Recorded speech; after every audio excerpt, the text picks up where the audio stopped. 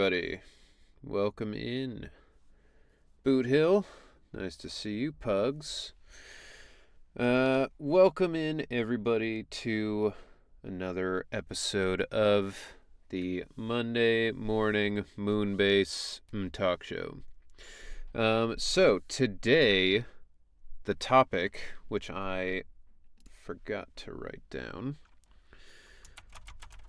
the topic is your favorite video game. Whatever your favorite video game is, we can call in and talk about it. Whatever you want to talk about and discuss. And I will do that. There we go. Yo, what's up, Vulcan? Hatter, welcome in. Good to see you. All right, and now call-ins are active. So I think that should be everything we needed to get set up here. So, yes, if anybody wants to talk about any of their favorite video games in particular, now is the time. I figured something more open like this, more general, maybe would stoke the fires a little bit. But until then, we will be doing our usual going through, playing our dailies / weeklies. So, let's get into it. How are you guys doing? I know a lot of you are not in America. Today is Memorial Day for those of us here in the States. And, usually it's just kind of a day of relaxation, grilling, that kind of stuff. It's what I would think of as a very American kind of holiday. Just like burgers and hot dogs, grilling. A lot of people probably also will have like beer, but I'm not a big beer person. I don't like beer that much. So, all right, what do we got? Let's do that one. Hatter's all-time favorite game is Persona 5 Royal. Not only because the music's amazing, but I love the storyline. I've heard Royal is good. I couldn't get back into it. I never finished the first one, just Persona 5, before they made it Royal. I don't know. It was just so long, you know? Like, I got through, 5 or 6 dungeons, and then I was just like, I feel like I've gotten what I'm gonna get out of it. And then I just never went back to finish the last dungeon or whatever it was.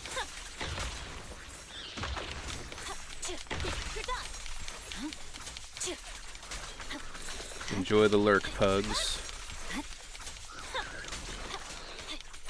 I should probably set up something like a command for the lurk. My favorite game was The Crew, not for the gameplay, but for the story. I didn't know The Crew had a story. I thought it was just like a racing game. Freerun should have won in the anime of the year. I haven't watched all of Freerun. I'm currently going through it right now. I'm about 9 episodes in, and I'm enjoying it. It's pretty slow, but I will say I've never seen Solo Leveling, but I have read a decent amount of Korean manhwa, and they are all the same. So that getting anime of the year seems kind of odd to me, but at the same time, anime of the year, the anime awards are absolutely just a popularity contest, you know? So I'm not surprised it won, you know? Also, Sawano's music is goated.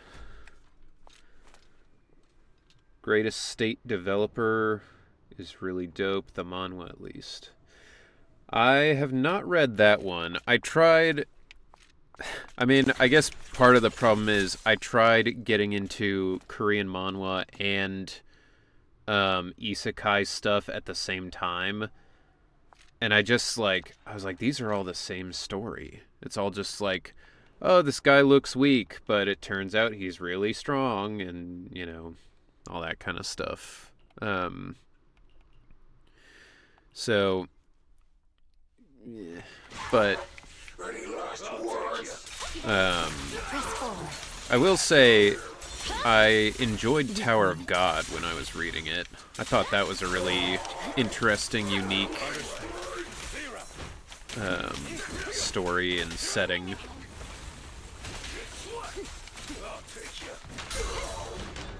Whoa! Game's freezing. Much like my team. I swear on my blade. Ninja Kamui won for the best original anime, and I didn't like it. Girls Band Cry should have won best original anime. I didn't see either of those, but one of my friends, James Marler, he was in Ninja Kamui. You laugh a lot with it. You laugh way too much. I might have to check it out then. Is there an anime or is it just a manhwa? My blade is already Because I've been trying to get back into watching anime. Because for a long time I wasn't really watching it. Although I will say I was reading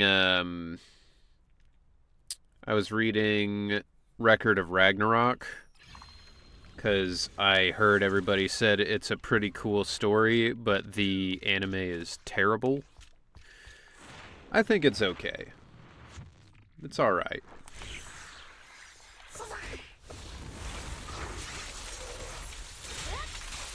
Going to Anime Expo, and they're going to have multiple Dojin writers there. Interesting. Yeah, I've noticed that a lot of the anime cons seem to be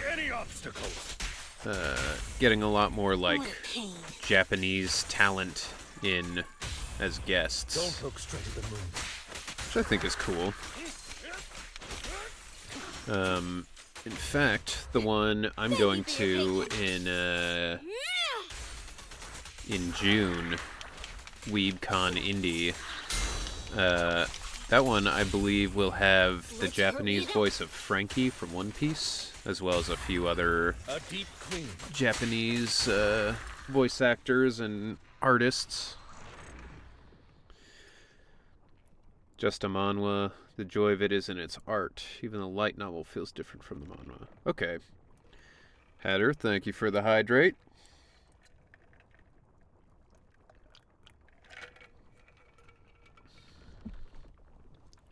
Appreciated. The one I'm going to also has the Japanese singer of We Are from One Piece. Oh, that's cool. I know Tomoyo Kurosawa is going to be on Anime Expo for Gundam. I don't know how to pronounce that. GQs? The fuck? I've seen people write that title out, but I don't know how you're supposed to pronounce it. I'll be lurking, cooking dinner right now for me and Hatter. Alright. Good to hear. And also, what are you having for dinner? If you're going to read Record of Ragnarok, just beware of the flashback. They have good stuff, but they keep using flashbacks every time during fights. Yeah, they absolutely do, but I don't mind it too much in Record of Ragnarok because I'm actually learning a bit about some of these gods and like mythological figures that I wouldn't have learned otherwise. Granted, a lot of that isn't super accurate, but I do think that it's pretty cool to see where they come from and all that kind of stuff. Though I will say, honestly, it's not my favorite. Like, I've been reading through it, but I kind of feel like the fight scenes aren't as good as I would have expected for a manga that is just 100% fight scenes, you know?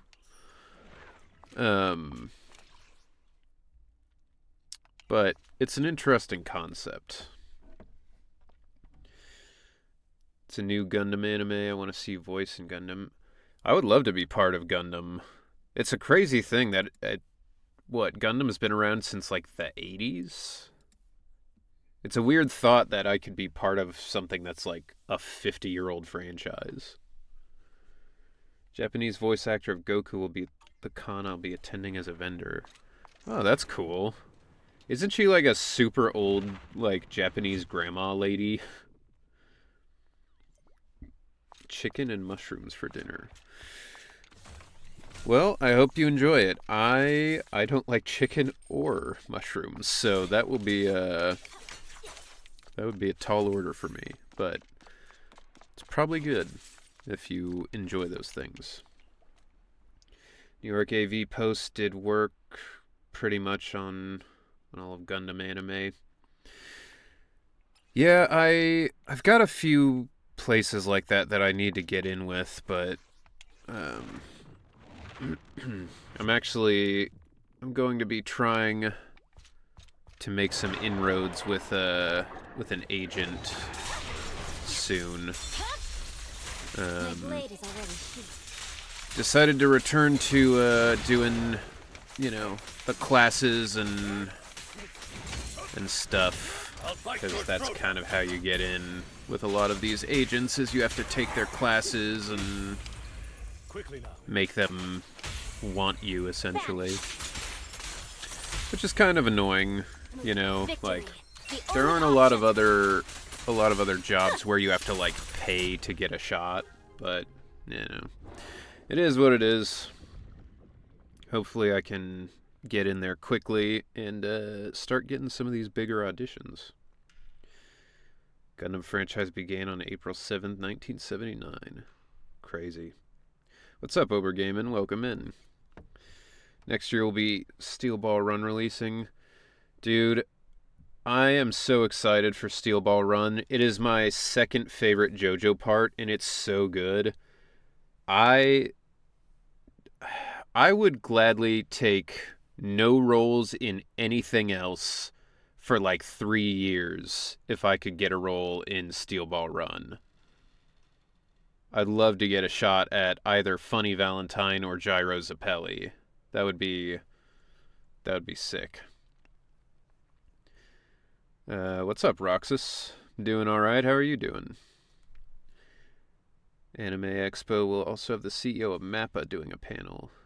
That's interesting. I wonder if people are going to ask the CEO of MAPPA about their horrific crunch.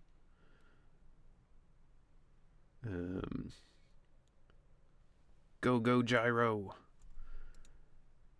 Hell yeah. By the way, I finished Spider-Man 2 2 days ago. Goatsomniac cooked again. I'm excited for it, man. I loved the first Spider-Man. I want to get into the second one at some point. I even enjoyed, like, a lot of people didn't really like the Miles Morales one, but I thought that one was really fun too.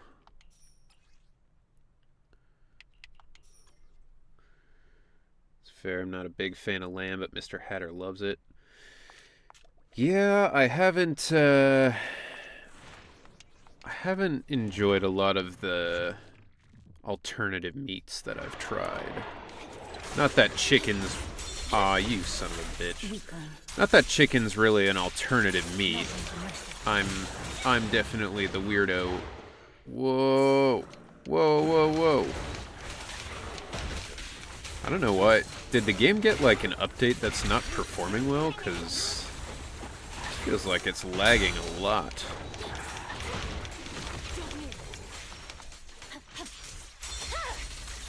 My blade is already heat. So let's not forget the late VA's name, Tony Todd, for voicing Venom. Yeah. I have not heard his voice as Venom yet, but I mean, all the rest of the voice acting in the games is incredible, so I can't imagine he would be any different. Yeah. Previous weekend was unfortunate. Somber weekend for Vulcan. Dad passed away on Saturday, and because of the funeral, can't attend a con. Oh, man. I'm sorry to hear that, Vulcan. That's rough. Hopefully,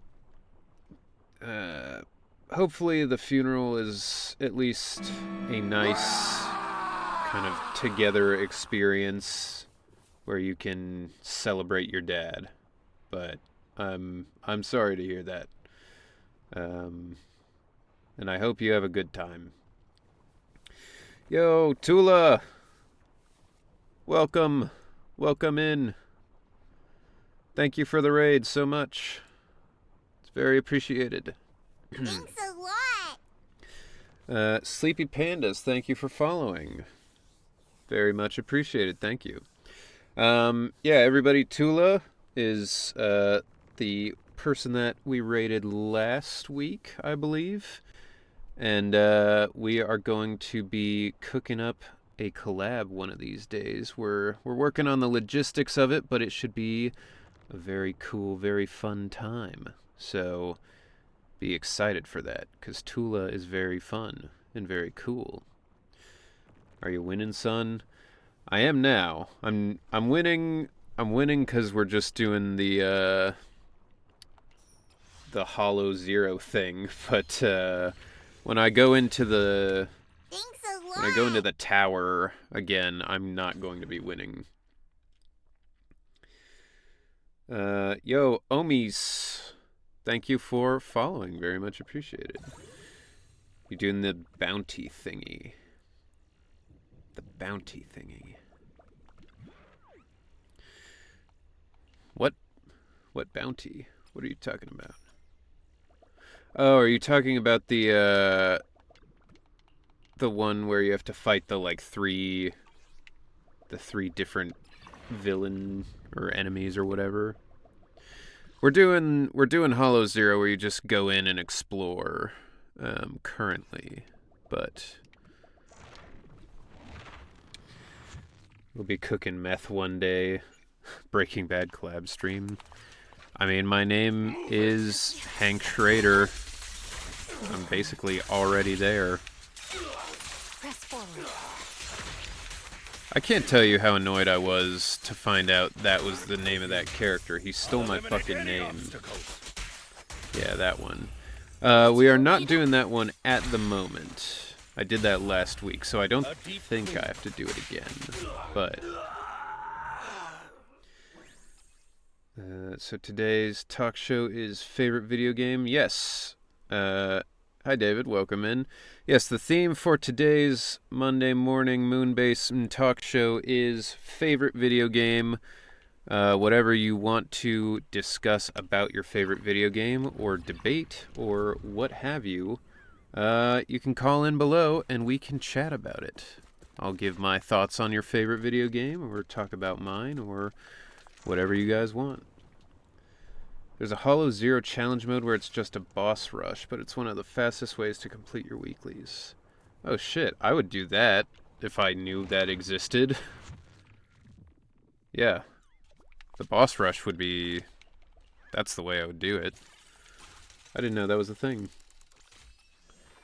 That's fair. My late mom was extremely picky when it came to food. The only veggies she would eat are green beans, carrots, and corn, but she can't eat them because of diabetes. If it had any other vegetables, she won't eat it. That's fair. I mean, I'm certainly not the best about vegetables. I just recently got into making Brussels sprouts. I'll do like a kind of Asian-inspired glaze for them and cook them in the oven, and that is delicious. Also tried asparagus for the first time in I don't know how long, years, like decades probably, but similar kind of thing, like a soy sauce, sesame oil sort of deal, and that was also really good. I've been trying to get better at that, because the only thing I ever would eat as far as vegetables go is like salad, which like salad is good, but also like if you cover it in a bunch of salad dressing, it's not as healthy for you. Um, Sweet corn though, being an Indiana boy, sweet corn is like perfect. It's the best. If you never had Midwestern sweet corn from a good crop in the summer, you are missing out. It's the best. The salt and butter. I feel like I can go on for hours if I could talk about Kingdom Hearts stuff. Yeah, by all means, you can hop in and we can talk about some Kingdom Hearts. What's up, Tiago? Welcome in. I hear elote corn hits hard. I've never had elote, but it sounds really good. I'd like to try it someday. Welcome in, Mars. How do you call in? You should be able to just, there should be a button at the bottom that says call in, right? Ever heard of Golden Sun? Like, yeah, I've heard of Golden Sun. Um, it should have a thing at the bottom. Does it not? Does it not show? Are you on mobile or PC? Oh, that's a good question because I don't know what it does on mobile. I know what it says on PC.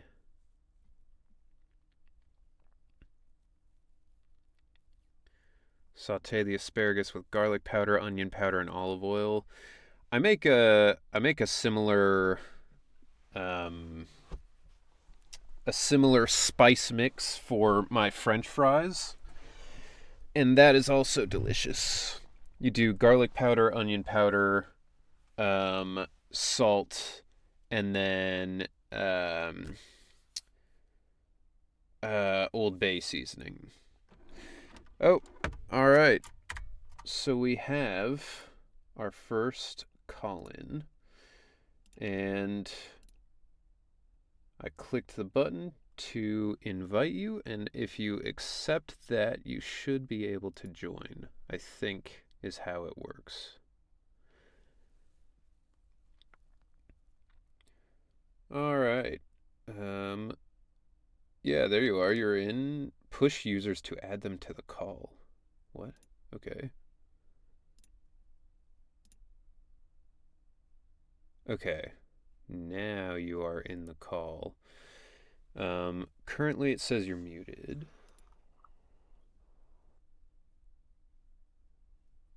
All right. Well, you're. All right. Can you hear me now? Yeah. All right. I muted the stream so it doesn't echo. So I'm good. Probably a Let good me look idea. at Uh, yeah. and everyone in chat, can you hear David? Can you hear David Yeah. talking? I realized I could plug in my podcast mic, but I don't think that since I'm not Yes. the streamer, I don't think that's necessary. Yeah, This no sounds fine. worries. All right. I do have a podcast mic if I want to sound better, but I'll do that if I'm the streamer. Yeah, no, it's I think this is sufficient. All Um right. all right. So, first call of the day then with David. Uh Yes. long time listener of the channel. And one of our Discord moderators. I'm sure you guys Yes, have I am. seen him around. He's got his own YouTube channel, even, which is quite good. Goes over a lot of philosophical stuff. Um, but yeah. So, what is your favorite game? What is? So I actually, so I'm yes, my favorite game, at least what I like to say my favorite game is Death and Taxes, which is a very niche game, but the reason it's a very unique story around it, and actually is what people don't realize, who especially people all the way down on the YouTube channel, Mm-hmm. is this the reason Philosopherspiel exists in the first place is because of the game Death and Taxes. Interesting. There's there's really three games that are major markers for the progression of Philosopherspiel. Death and Taxes started it. Mm-hmm. If I didn't watch the Persona 5 anime, um, I enjoy the Persona 5 anime. I know a lot of people hate it. I've now finished Royal properly, so I can say I've now beaten it properly. But the Philosophy would not have progressed through a second season in its podcast form, and then obviously Guilty Gear Strive is the reason it now flourishes to some extent on YouTube. So these are like three major markers. But let's start with the first marker is Death and Taxes. I was gonna say I've The never heard of this. What system was it on? Death and Taxes is on. I think it's on. I don't. It might be on all consoles now. When I originally played it, it was on. It did release on Mac and PC. I think it's on. I think it went to Switch and might have went to other consoles. Okay, You can so actually it's look. a newer game It's then. an indie. It's an indie game that came out in 2019, I believe. All right. It came out 2019, 2020. Hold on just a second. I want to just make sure I acknowledge Zeiss. Thank you for the raid. Very What was much that? appreciated. Um, we are currently with our first caller of the evening for the Monday morning Moonbase Mtalkshow. So I am going to get back to the conversation. I just wanted to make sure I didn't ignore you. But today's topic is your favorite video game. So you can call in, talk about your favorite game or just favorite games in general, whatever you want to talk about. So, we are currently on with David, but that's what's going on. Everybody who's coming in here. Anyway. So yeah, I'm looking on. Originally, it only released on Mac and Windows. Mhm. Now it seems it's on. It's on. It has hit every of the three major consoles. It Okay. doesn't have a PS5 native version, but it has a PS4 version and Xbox Series X version. So it's now on everything basically. Okay. Um, I played it on the Mac because I didn't have a PC I didn't have a Windows thing at the times, but luckily I was happy it functioned on Mac. All right. So what makes Death and Taxes your favorite? Have you Death and Taxes is my favorite because I do one of my first professional VO friends, Bonnie Vogovich, who is still doesn't was I played it because she was the voice of of what is basically your conscience. Hmm. So that was the reason I played it in the first place, and it's my favorite because it is literally just a philosophical decision game, but it's different in the sense that it's so goofy in how it goes about things Okay. because it's sort of like the game government like border inspector. What is it called? Papers, Like Please. there's a game where it's like Papers Please, but with much less stakes. It's Okay. Papers Please. That's what's mainly compared to is Papers Please. Okay. Well, You Papers, basically Please is a great game, so that's high praise in yeah, my mind. yeah. I could not get through Papers Please. I after I kept on messing up. Because It's yeah, you do not have to inspect. You do not have to have the like look at the details of like is this person at this. It just basically what you right. do is you are the Grim Reaper. You are the Grim Reaper. Mm. You are at a desk job, and you look at people's descriptions and determine who lives and who dies. Okay. That is basically that is the game in a nutshell. Very simple. Interesting. Takes 2 hours to beat a playthrough. Okay. So when you're like deciding who lives and who dies, is it like entirely up to you, or are you supposed to judge them based on like their actions in life, or So there what you really realize you can do is you basically have almost unlimited freedom to do what you want, except there are certain guidelines that will there are four major endings. Only Mhm. one of them is really a good ending. I'll just give that slight spoiler. There's only one ending that's like really that's like the goodest of good. Others are gooder, but like there's only one like good ending. Right. And but you basically yes you and the people who you decide to live and let die influences that because I think there's like major stats about like the different aspects of society that are happening based upon who you let live and who you let die. Hmm. Interesting. So you say you like it because it's a philosophical discussion, um, or philosophical decisions.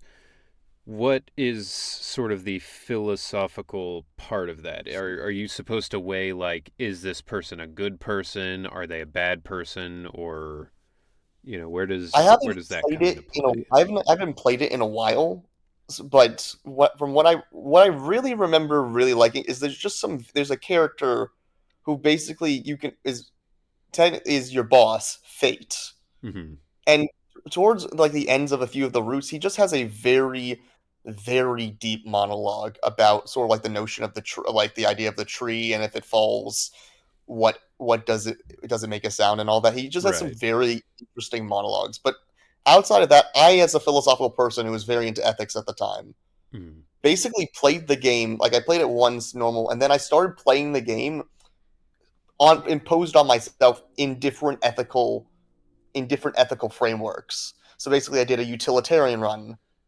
I did a Kant run, and if you do a Kant run, you lose the game very quickly because that's the only way to actually lose the game is basically completely disobey fate by letting everyone live or die.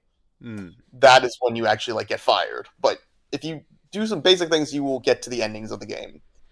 But Okay. it just felt interesting making the decisions on who lives and dies. You can make it goofy, but you can make it. It's sort of just an interesting play box on how you can treat this game It which is what I sounds found. interesting. Yeah. Um, It's Papers, Please again with a lot less stakes. I mean, the fate of the world is at stake, but it's just chill vibes for most of it. right. Yeah, no, Papers, Please is really fun, but it is kind of a bummer if you like mess up and then they take away like your wife or your kid and throw them Yeah. in the gulag. Um, But what I really want to say about is less about the game itself, because again, it's been a while. But I remember like rating it like 13 or 14 out of 10. Just I think I was just really wowed by like a monologue this character Fate gives. hmm, I can look at it. I forget what it was, but basically, this game was the source of Philosophiel. Because at the time I had a what I mean we've been chatting about my political humor. We're not going to go deep into that. I mean that's but I at first had this political podcast which is sort of a corpse at the moment, but I originally wanted to do a thing on death and taxes for that. hmm, But then because I was it was a very small indie game, so I actually was in contact at first with the devs of the game when I got permission from the devs to make a comedy skit featuring my friend Bonnie as Conscience to hmm, basically narrate the different endings of my playthroughs, all 10 of them. that would be cool. Uh, no, it happened. It's out. Or It was written and made. yeah, I It's guess not that that funny. is cool is what I meant. Yeah. No, it's out. It's the first thing I ever posted for Moralitics. I mean, for Philosophy was that skit. Okay, cool. Well, So because of that, just briefly, because of that, so she said, "No, I can't be in a political podcast." So Philosophy was born, and now I'm here, and I have more than 2,000 subscribers on YouTube. So cool. Yeah, I mean that's part of why I thought this would be a good sort of talking point is because like you know everybody has their favorite game and or their favorite games, and it's you know for some people it's just like it's a great escape.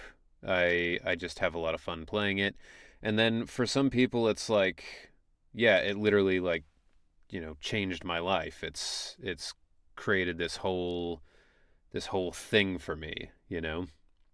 yeah, Um, and I could say the same thing about about Persona. Like that again, it would not that changed my life. It got me into Carl Jung, hmm. and then obviously Guilty Gear Strive um, made the transition to YouTube.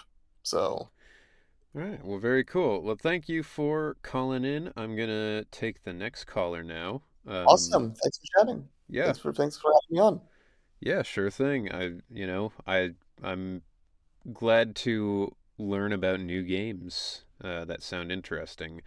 Because honestly, when you first commented, I was like, I guarantee it's gonna be Guilty Gear or Persona, and then you totally threw a curveball at me. So Again, Persona is actually probably even more of a life changer than this game is, but I would not have covered Persona in the way I would have because unless Death and Taxes made me have to make a separate video game philosophy channel. So Right. All right. Well, thank you for calling in, and we'll take the next caller here, Boot Hill. Pluto. And okay, yeah, there you go. So, Boot Hill, you have been invited, and Zeiss, you are on deck for next after Boot Hill. Um, so, all right, there we go. And welcome to the talk show, Boot Hill. You are on the air. Can you hear me? Yes. Okay. Good. All right. So, what is your favorite game? I'd probably still have to say Super Mario Galaxy on the Wii. That's a good one. One of the first games I played. It's just a really unique use of 3D platformers. Yeah. No, I mean that's one of those games that's like a total like genre changing thing, you know? Like the physics of it and the way they used space. I mean just general like the concept of the open air around you, not like space, the like outer space, but um yeah, no, I mean that's a great one. Is it your favorite just cuz like the gameplay or anything in particular? Music and is really good. Also, still one of the first games I got into when I got a Wii. Hmm. Yeah, no, the music's also very fantastic. The Yeah. the Mario 3D platformers are interesting because like I feel like each one kind of changes the next future like platformers that come after it, right? Like Mario 64 was like the big 3D platformer and it changed everything. Um Yeah. and then, I would say maybe Sunshine didn't change things that much, but the like physics of the water and the movement and all that, um, I feel like that was something people didn't really think about either. And then, uh, yeah, Galaxy comes along and they have all the like gravity physics and all that kind of stuff. Like, I don't know, Nintendo is just one of those things where like, if they make a 3D Mario platformer, I'm probably gonna buy it, you know? Yeah, but also, how many of those games would you buy if they weren't Mario? That's fair. Yeah, I mean, I I don't play a ton of platformers. Yeah. They do tend to just be the Mario games. But my friend who's like super into platformers, I got him that Hat in Time game, Yeah. and he says that's his favorite platformer of all time. Um, which is interesting because it's very much like Mario Odyssey, with all the like hat throwing and stuff. Um, Yes. which I thought originally I was like, oh, they copied Mario, but no, the timeline of it was just like weird. They released their game first, and then Mario Odyssey came out like a little bit after that. So they both just like happened to be working on the same game at the same time, basically, which is wild. Mm. Yeah. So when you I haven't play, seen much about it. sorry, Nothing. okay, when you play Mario Galaxy, I don't think I ever played the second one for some reason, but Second one is probably better. It's does better with platforming levels. hmm, It makes use of Yoshi. yeah, no, that was the thing. Better power ups. They released that I would say. they released that like 3D collection for the Switch. And I remember everybody Yeah. was like, why didn't they put Yeah. Mario Galaxy 2 in this? And I was like, Yeah, that would have been nice because that would have been a way for me to play it. But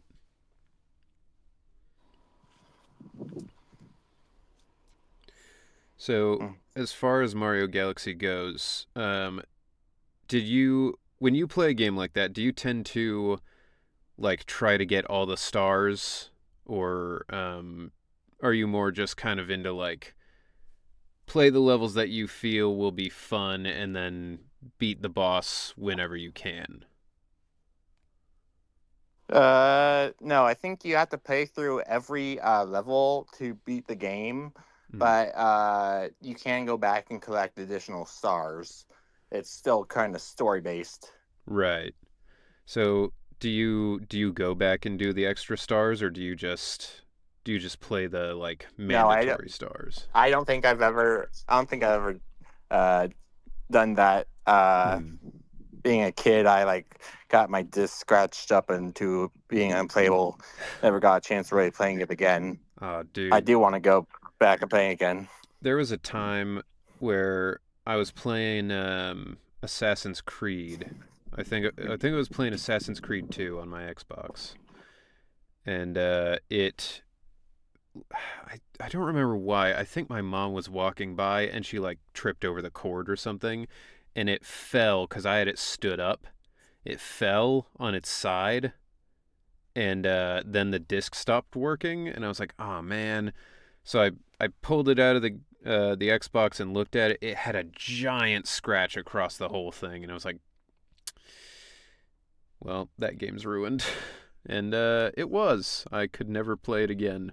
I had to buy another Oh, copy. I have a worse story. One time I had a game on the DS, I think it was a Curry Pinball, Mm, and I dropped it in an air vent, the actual cartridge, and I wasn't able to grab it. yeah. I. That's the wild thing about video games as a medium is like the actual physical medium of them is so like fragile, you know? Like I have never broken or lost any mobile device ever. And I'm very very proud of that because I feel like everybody's accidentally broken a phone or something at one point, but I have never done anything like that. However, my You just jinxed brothers, yourself. you what? You just jinxed yourself by saying that. Yeah, probably. uh yeah, I guess if on the next stream I'm like, "Hold on guys, I got to order a new phone. You'll know what happened." But now my both of my brothers, like I've never broken or lost anything. Both of my brothers destroyed various handheld devices of mine. My little brother took my Nintendo DS to school and lost it, by which I mean probably somebody stole it. Um, so that was not fun.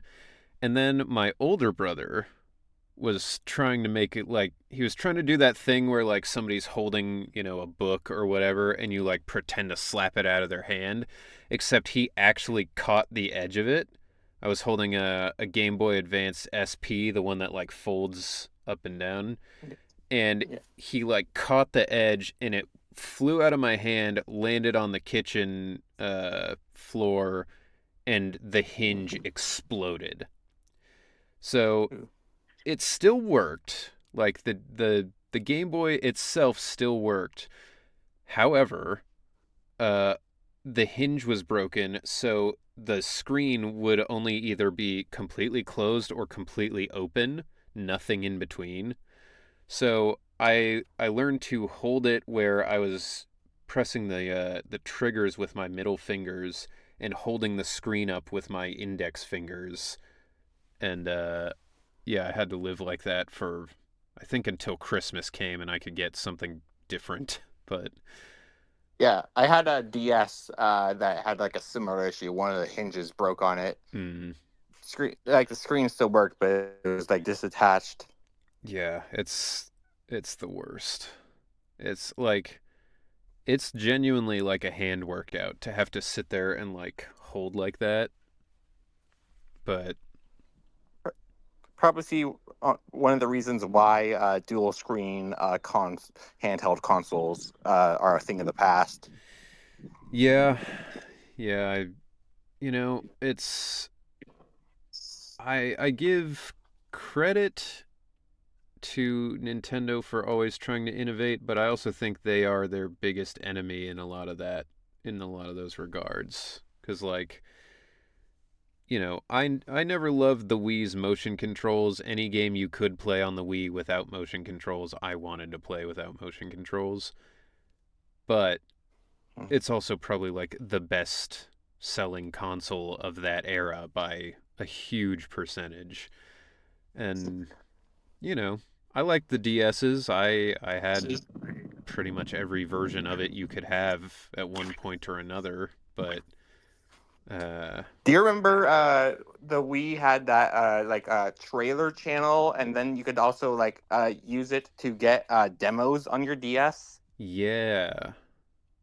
Yeah, that was interesting cuz Nintendo is really weird in like in the modern era on the Switch. They've just now caught up to like the Xbox 360 um with their stuff. Um but yeah. Um Yo, Zeiss, if you don't want to chat, that's fine. But if you do, it seems like your call-in dropped out. So that is, um, but all right. So any final thoughts? No. Just want to say thank you and done your streams. Yeah, thank you for calling in. I appreciate it. This is an idea that I had that I thought would be fun, but I also recognize that like my channel's small enough that it might not be able to sustain it, So anytime any of you guys call in, it means a lot. So thank you. All right. I Okay. am going to take the next call now. And I will talk to you later, Boot Hill.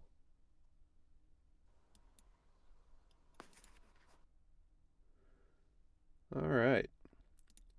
And here we go. Oh. Hello. Can you hear me? I can. Welcome in. Hi.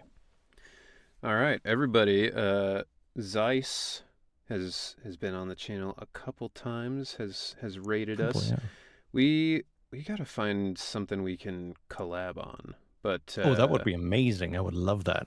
yeah, Zeiss is a voice actor in Germany. I am, yeah. Which is really interesting. I I instinctively, when I'm talking to somebody from a country where I can do an accent, I feel like doing the accent, but I also recognize my German accent is like a cartoon character. Like I probably I do the same thing. I wouldn't fit in like a period piece drama about Germany. They'd be like, who's this like Hanna-Barbera cartoon character?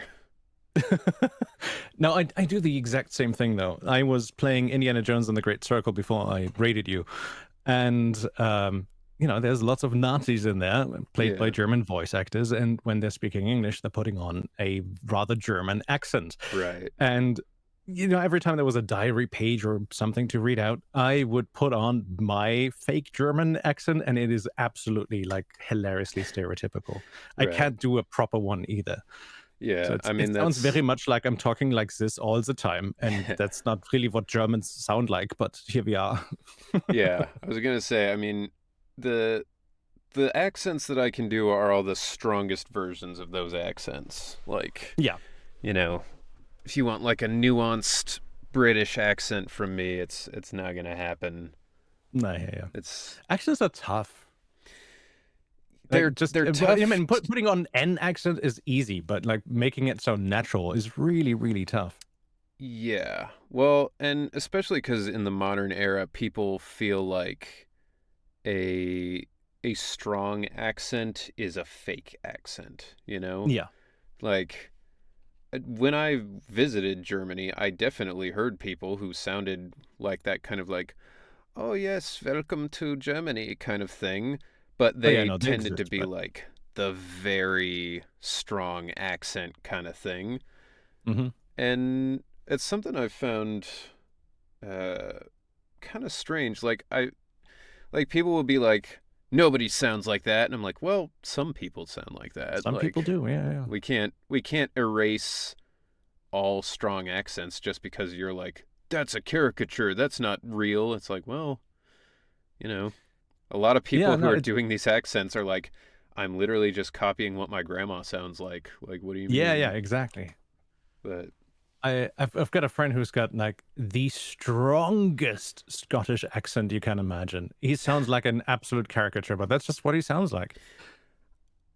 honestly, So yeah, I Scottish is feel a you. weird one because, like, I don't feel like I've ever heard a Scottish accent that wasn't super strong, you know? Oh, I have. I have. I mean, Gordon Ramsay is a good example. He's Scottish. He doesn't really have much of a Scottish accent. Yeah, I assume that was because, like, he studied in London for so long, he just, like, Probably, yeah. adopted their accent over time. But, yeah, Yeah. it's a good point.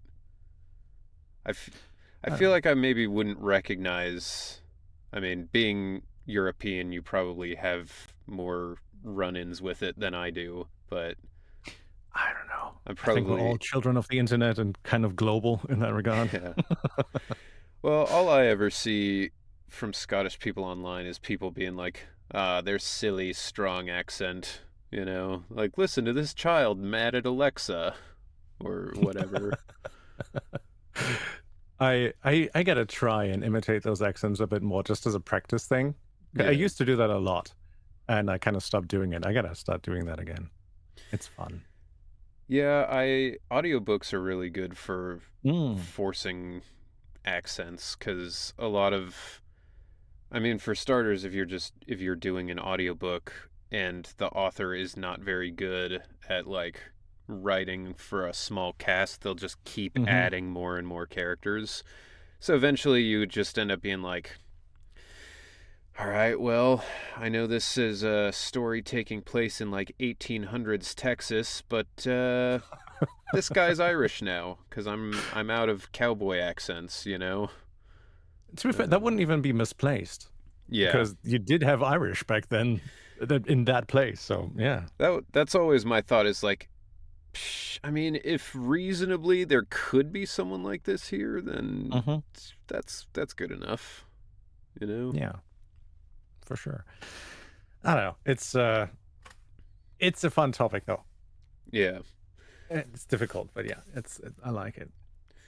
My natural accent is also kind of all over the place. It's like a mix between it's like almost like a natural mid-Atlantic accent Hmm. without me trying to put that on.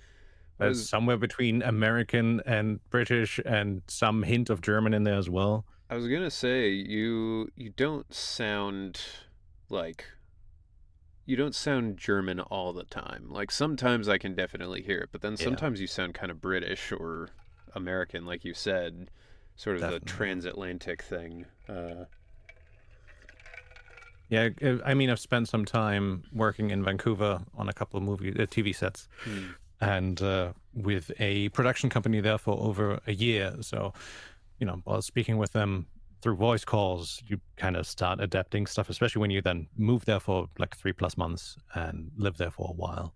Yeah. But yeah, it's just it gets colored in from Yeah. different places. Well, and I think it also I think it also helps if you're like kind of primed to adopt it just cuz like so much of the world's entertainment is from America hmm or Britain. Like I think people accidentally adopt American or British accents a lot faster than they do other accents hmm because they're so familiar with it and so like used to it.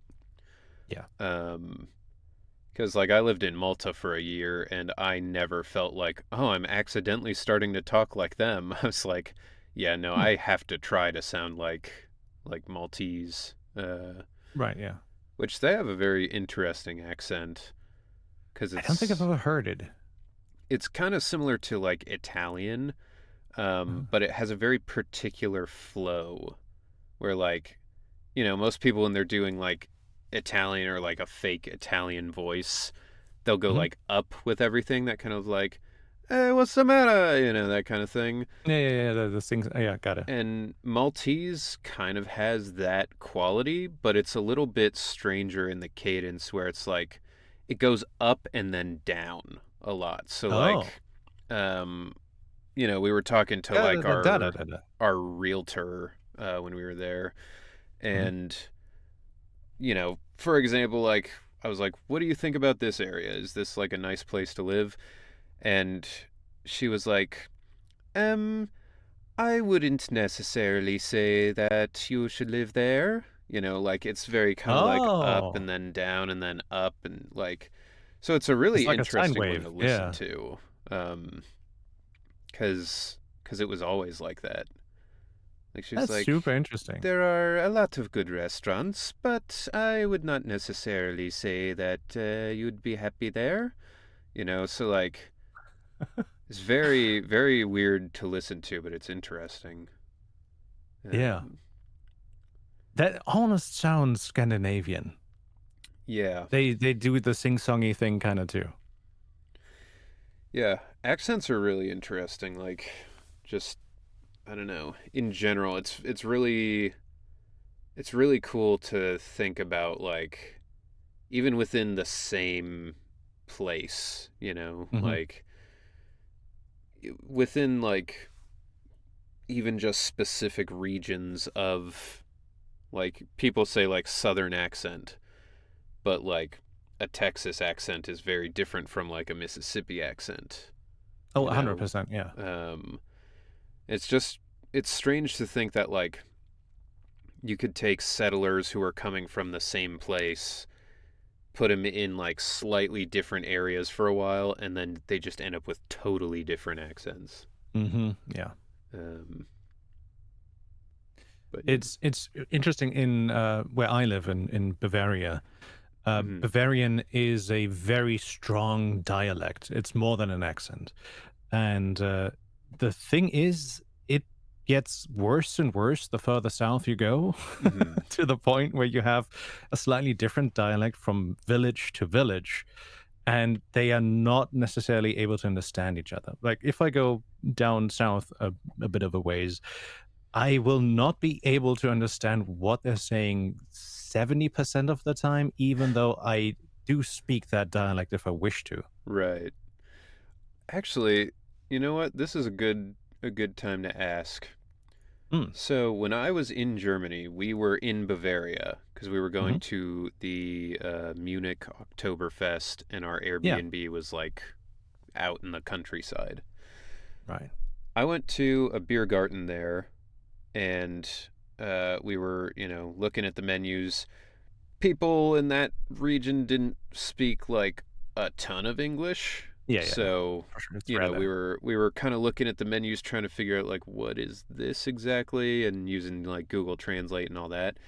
Hmm. I saw a word, it was Breze, and I was like, okay, that looks like pretzel.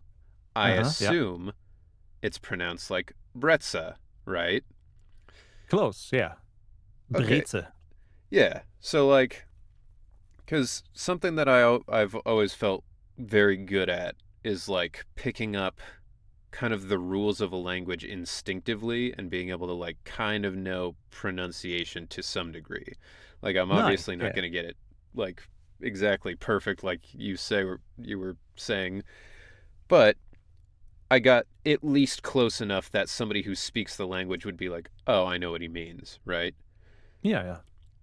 So I was like, uh, she said kind of in like semi-broken English, like, you know, Hmm. order, and I was like, Ein Bretze, and Yep. I would understand that as a waiter. okay, she fucking said, oh, you mean breeze, and I was like, What? breeze, br. Breathe? I was like, okay, maybe I got that one wrong. I don't know. Nope. And then when I went to Oktoberfest, I was Yeah. like, Ein Breeze? And they were like, you mean Bretza? And I was like, what the fuck is going on here? Yeah. I was like, what No, are... she was fucking with you for sure. Yeah, like I was like, what's happening? I was like, I thought I got it right. And then I go to the Oktoberfest and I did have it right, but then I looked like an asshole. Like, Nah, it's especially people at Oktoberfest are used to it. I mean, it's like 4 million plus foreigners coming into the city who speak pretty much no German because why Yeah. would they? But yeah, so people are used to it. Don't worry about that. But yeah, it's if you want to say with the German R, it's Breze.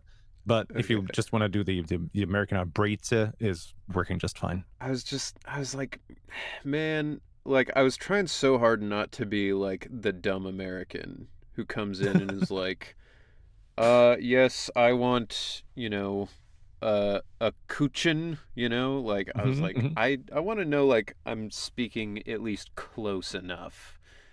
Yeah. Can't believe I mean, it depends on context, right? If you were to talk to me just in the street and you would say Kuchen, I would be like, the fuck? But if we're in a restaurant, I'm like, okay, he wants a Kuchen. He wants a cake. Yeah. Yeah. And, it shook me because I was like, I thought I've been doing well, like... But yeah, no, it's, sometimes people can be dicks. I think the French have a very similar thing too, where if you don't pronounce it absolutely perfect, then they're going to pretend that they can't understand you. And sometimes that is actually true. Sometimes you really can't understand it, even if it's close. But most of the time, it should be fine, especially with context. Yeah, well, and I mean, like, there's definitely that where, like, sometimes in the same language, just something hits your ear weird and you're like, what are you saying?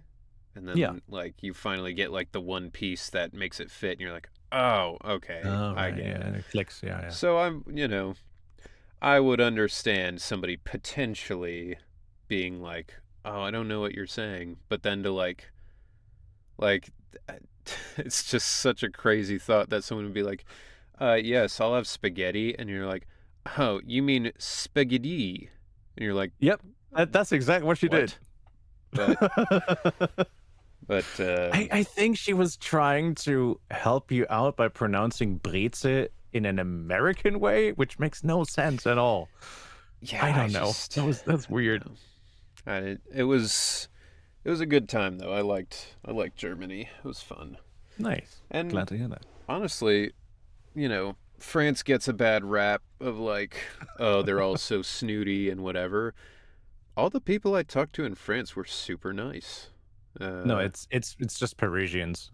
Nobody likes Parisians, including the Parisians. But I was in Paris the whole time. That's what was really, yeah, because that was the thing that I was confused about. Is like, it was like, look, French people are nice, but Paris people are dicks. And I was like, oh well, I guess I'll get ready.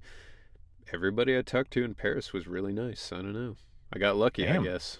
Yeah, for sure. But I have not made the greatest experiences in Paris. Yeah. Outside of Paris, it's fine. Super nice people. But in Paris, it's... Yeah, I mean, I think in general, maybe people are nicer to me when I travel just because they see I'm like trying to put in the effort to not be like the dumb American who's like, why aren't you speaking English? Yeah, no, that helps a lot. Like, genuinely, you putting in effort, even if you don't succeed, means a lot to most people when you travel. Yeah, I mean, I feel like if you're going to travel to a place and then just demand that they do everything exactly the same way that you do back home, like, why travel, I can't imagine thinking that way or doing that. Like, that's because you're not American. It's so unbelievably foreign to me. It's a very American way to be, but I think a lot of Americans in my generation now, they look at stuff like that and go like, yeah, why would I want to do that? That seems like such a weird choice. But there's definitely like a middle age, I would say, component of people who are like, yeah, no, if I go to France and they don't speak English, I'm going to be pissed, you know? What a ridiculous notion. Yeah, I mean, it's wild, but Why go abroad at all if that is what you expect and demand? well, and I'm Just stay in the US. I'm not picky anymore, but I used to be. I used to be really picky, and like to the point I wouldn't eat like cheeseburgers, which is a typical like, oh, he doesn't like regular food, he'll like this kind of thing. Yeah. But I also understood like that's my problem. So if Yeah. a restaurant doesn't have something that I'm like super psyched about, I need to find something that I'll eat, you know? Yeah. But like I know like in America you can get anything changed anywhere. Like Oh yeah. so Americans traveling abroad I feel probably have a lot of those things where it's like, yeah, I'll take this like cheeseburger thing that you have on the menu, but can I also substitute like 5 things? And I feel like that would probably annoy a lot of people. It depends on where you go. I mean, it's going to be impossible if you try that in Japan. Yeah. They just don't do that. But here, you can pretty much substitute whatever you want. Well, that's good. We just don't do it very often, but it's not really an issue. Yeah. I mean, I tried while I was traveling abroad to just like go for it with whatever, and you know, it led me to a lot of really good food. Nice. My favorite thing I ate while I was over, it was in Malta, but it was a squid ink pasta that they made with cuttlefish. Ooh, yeah, And that's good. yeah, it was so good, and I can't get anything like that here. Well, specifically here on the coast, maybe somewhere I could find it, but Yeah, it would, you know, I would probably have to go to like L.A. or maybe they would have it in probably. Florida, but like, sure, it would I think it's cost a more of a lot posh more. thing in the US. Yeah, well, you know, I think we also just, I don't know if we have access to cuttlefish. On the Pacific side, I feel like we would, but Yeah. I don't know enough about where they live to know really. Neither do I. But it's a bummer to know, like, I'm like, cuttlefish are delicious because they're like sweet-ish and kind of savory at the same time, and like they don't have a really fishy flavor, so I'm like, Oh, not at all. Yeah. super good, I want more of it. I cannot get it anywhere. That's rough. But I didn't have it with cuttlefish. I had squid ink pasta with fruit of the sea. What are they called in English?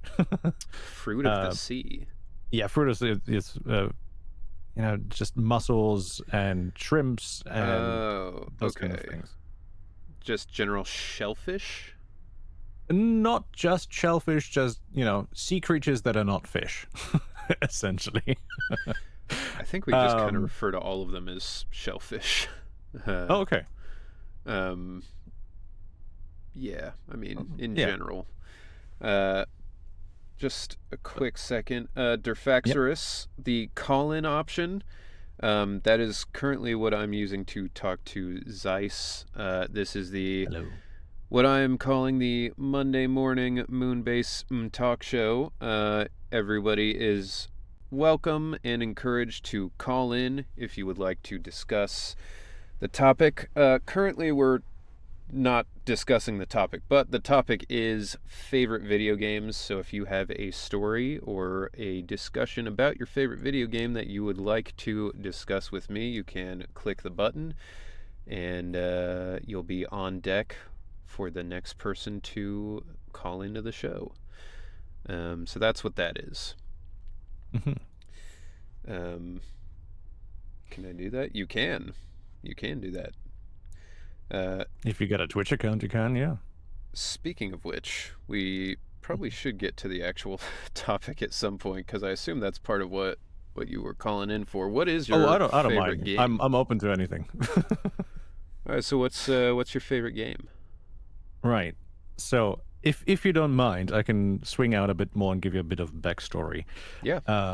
I used to be a video game journalist. I started as a blogger, and then I turned that into a magazine with like 15 plus writers under me, and Wow. eventually became an executive producer and show host for a G4 TV like TV show that we had here. Wow. That's uh, crazy. yeah, and then I did freelance writing as a game journalist. So I have about 8 years or so in gaming journalism, meaning I've always tested tons of games. I think my Steam library right now is like 2,000 plus games. Jeez. My game library in total. But I've never really had a game that I would be able to call my favorite, despite having played that many games and for that long. I feel like that would there make were- it harder in a way. Yeah, it does, because there's so many good games out there, and some stand out in specific ways, but they might not be great in other ways. So I've always had some games that I could name that I liked a lot, but I wouldn't call them my favorite. So, for example, Freelancer is a game I liked a lot. I love that game. Still wouldn't call it my favorite because it does have its issues, and I mean it has aged quite a bit, but it was a really, really fun game that I spent a lot of time in my childhood playing. What platform was that on? PC, at least for me. Okay. I've always been a PC gamer. So was this like an older game, or is this a newer? Oh no, this is like 1998 or 1999, somewhere around there. Was by oh god, what's his name again? Hold on. Okay, yeah, here it is. I think 2003 designer Oh, yeah, Chris yeah, that sounds Roberts. about right. Yes, Chris Roberts. So Okay. guy that makes Star Citizen now. That was his first foray into space game. Well, one of his first forays into space game. I think he did Privateer before Freelancer. But as he's known now for, his scope for the game just kept increasing more and more and more, until Microsoft came in and had to say no more. They fired him and just told the team, all right, finish what you have now, but this is it. We're not adding anything more. That's it. Probably a but yeah, good thing to do with that guy, based on what I know of Star Citizen. Yeah, he desperately needs it. I mean, they had over 800 million collected in funding rounds now from gamers, and It's crazy, ridiculous. I mean, at what point does it cross over into being like a scam? You know, like I understand that, like, he's maybe just in over his head and he's promised a lot of things that now he has like no way on how to actually deliver it, but I don't know. It's wild to me that somebody could be taking that much money and like you have nothing. I think I might have lost connection. Oh no, there we go. Oh. No, you're back. All right. Sorry. No, you're good. I mean, the fact that we can have this steady of a conversation across the ocean is pretty crazy to think about. Yeah. That's true. Well, anyway, before I go off on my tangent, so what was it about Freelancer that made you, like, think of it as one of your top picks? Right.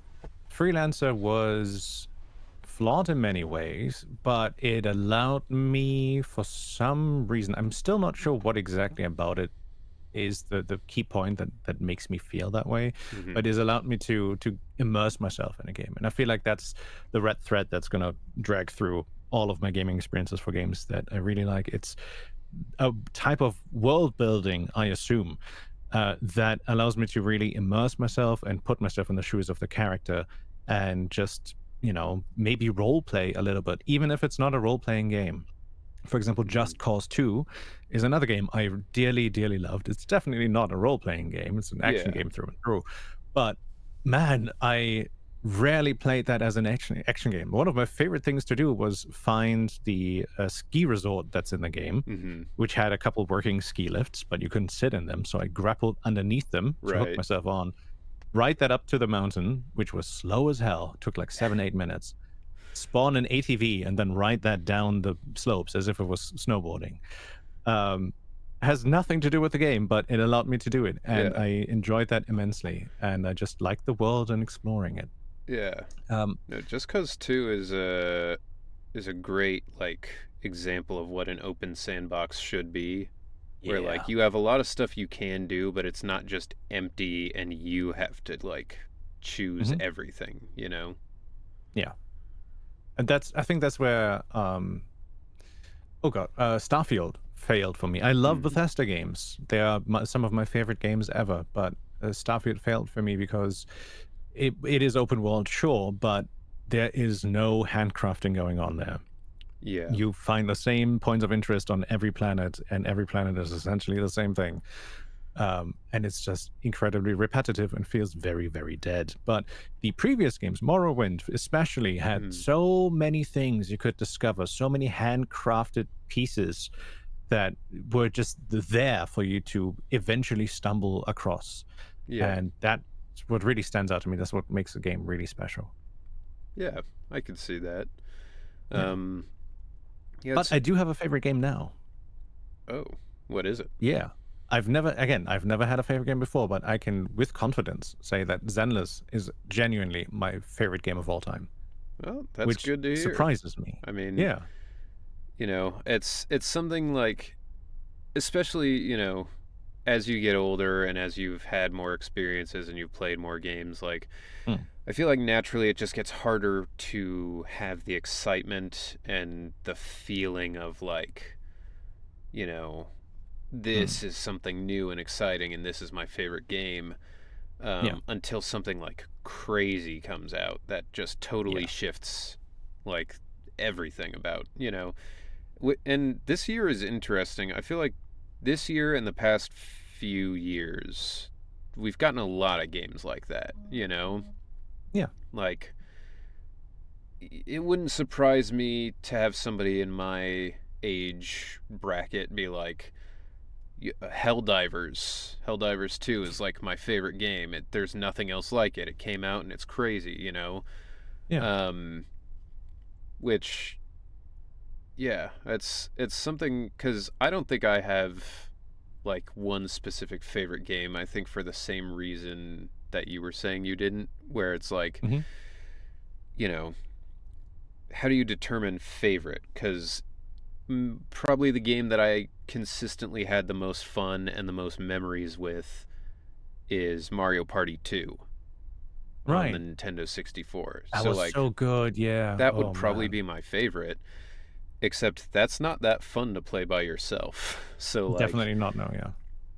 Is that my favorite, or is, you know, is something like Boot Hill was saying, like Mario Galaxy, maybe that's my favorite because that's a fantastic single player experience. But I think in general I tend to value the multiplayer experiences more, so it would probably end up being something like Mario Party 2 that I just like have great memories with my friends and stuff like that.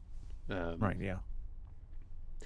Those games can be really special. Like you can make some really, really fun memories in games like that. Yeah.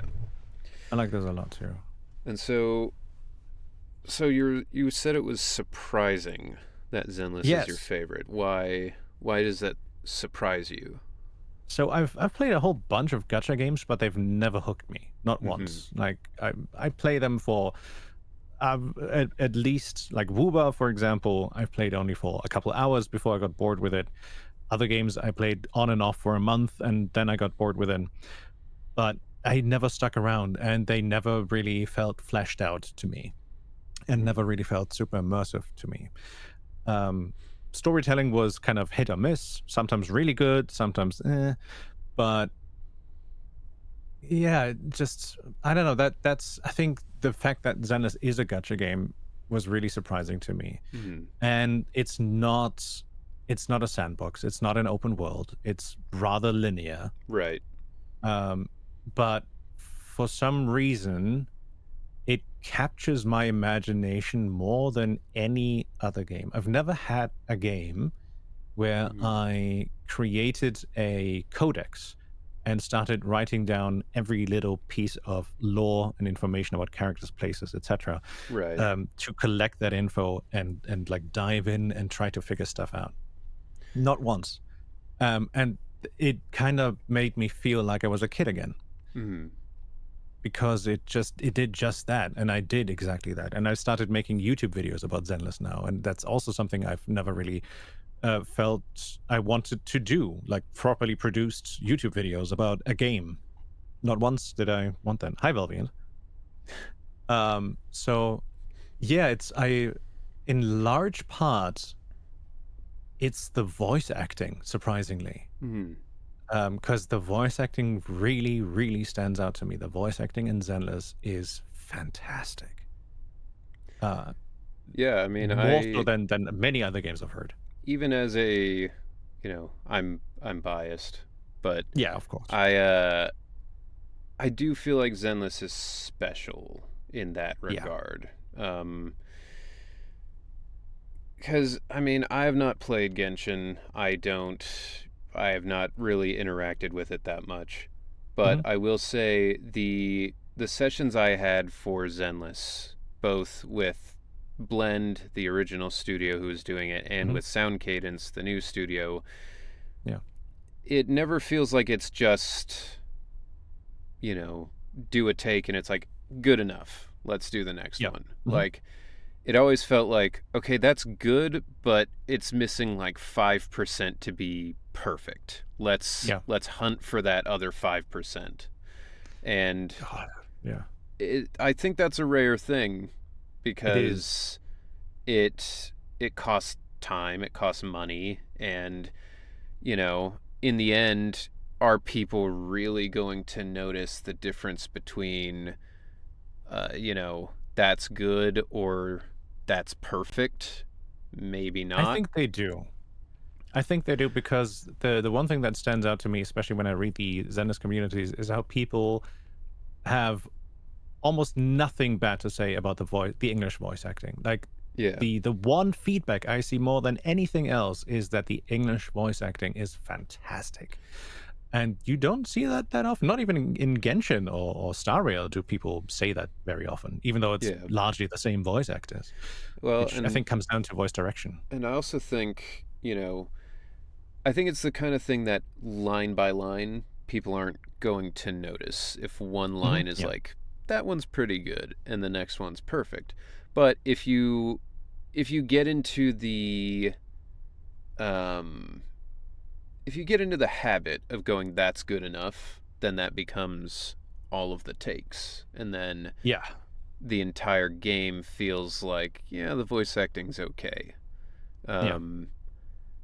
Which I think is the eternal struggle between like creatives and the corporate the corporate people, because like, obviously the creatives are like, we want this to be as good as possible, we want it to be perfect, we want it to be amazing, and they're like, sounds great, do not go over time.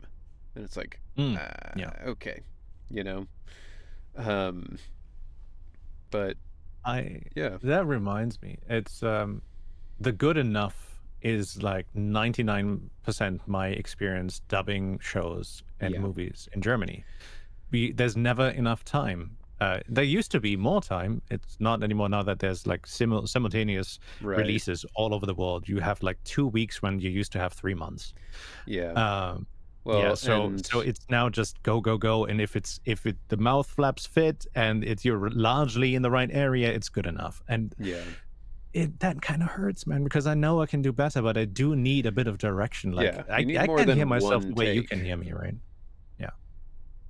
No, it's and I don't know what the vibe is over there between like anime and live action, but here live action is very much looked at as the kind of who cares side of dubbing, right? Like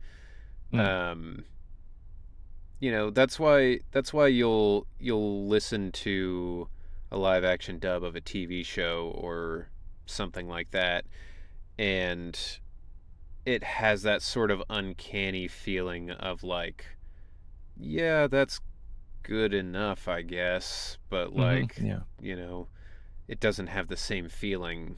Um, Especially So because I feel interesting. like with live action, Mm. in live action, I feel like it's harder, honestly, to match the energy of a character. Because in 100%. Yeah, anime, yeah, yeah. like a character, if they're upset, they are screaming. They are upset, you Yes. know. Whereas Yeah. live action, something like you said you worked on like Game of Thrones and stuff like Yeah. that. There's a lot of like smoldering, subtle, underlying acting choices in that, and that Hmm. is extremely hard to nail in one take. So, you get this like very nice, like heartbreaking kind of performance from the original, and then Yeah. they give you one shot at it where you maybe get like 80% of the way there, and they're like, yeah, good enough. But Yeah. then, people watching that are going to be like, oh, that doesn't seem like that matches. No, for sure. Yeah, yeah. Interestingly, anime has more time than live action does here because they're not broadcast simultaneously.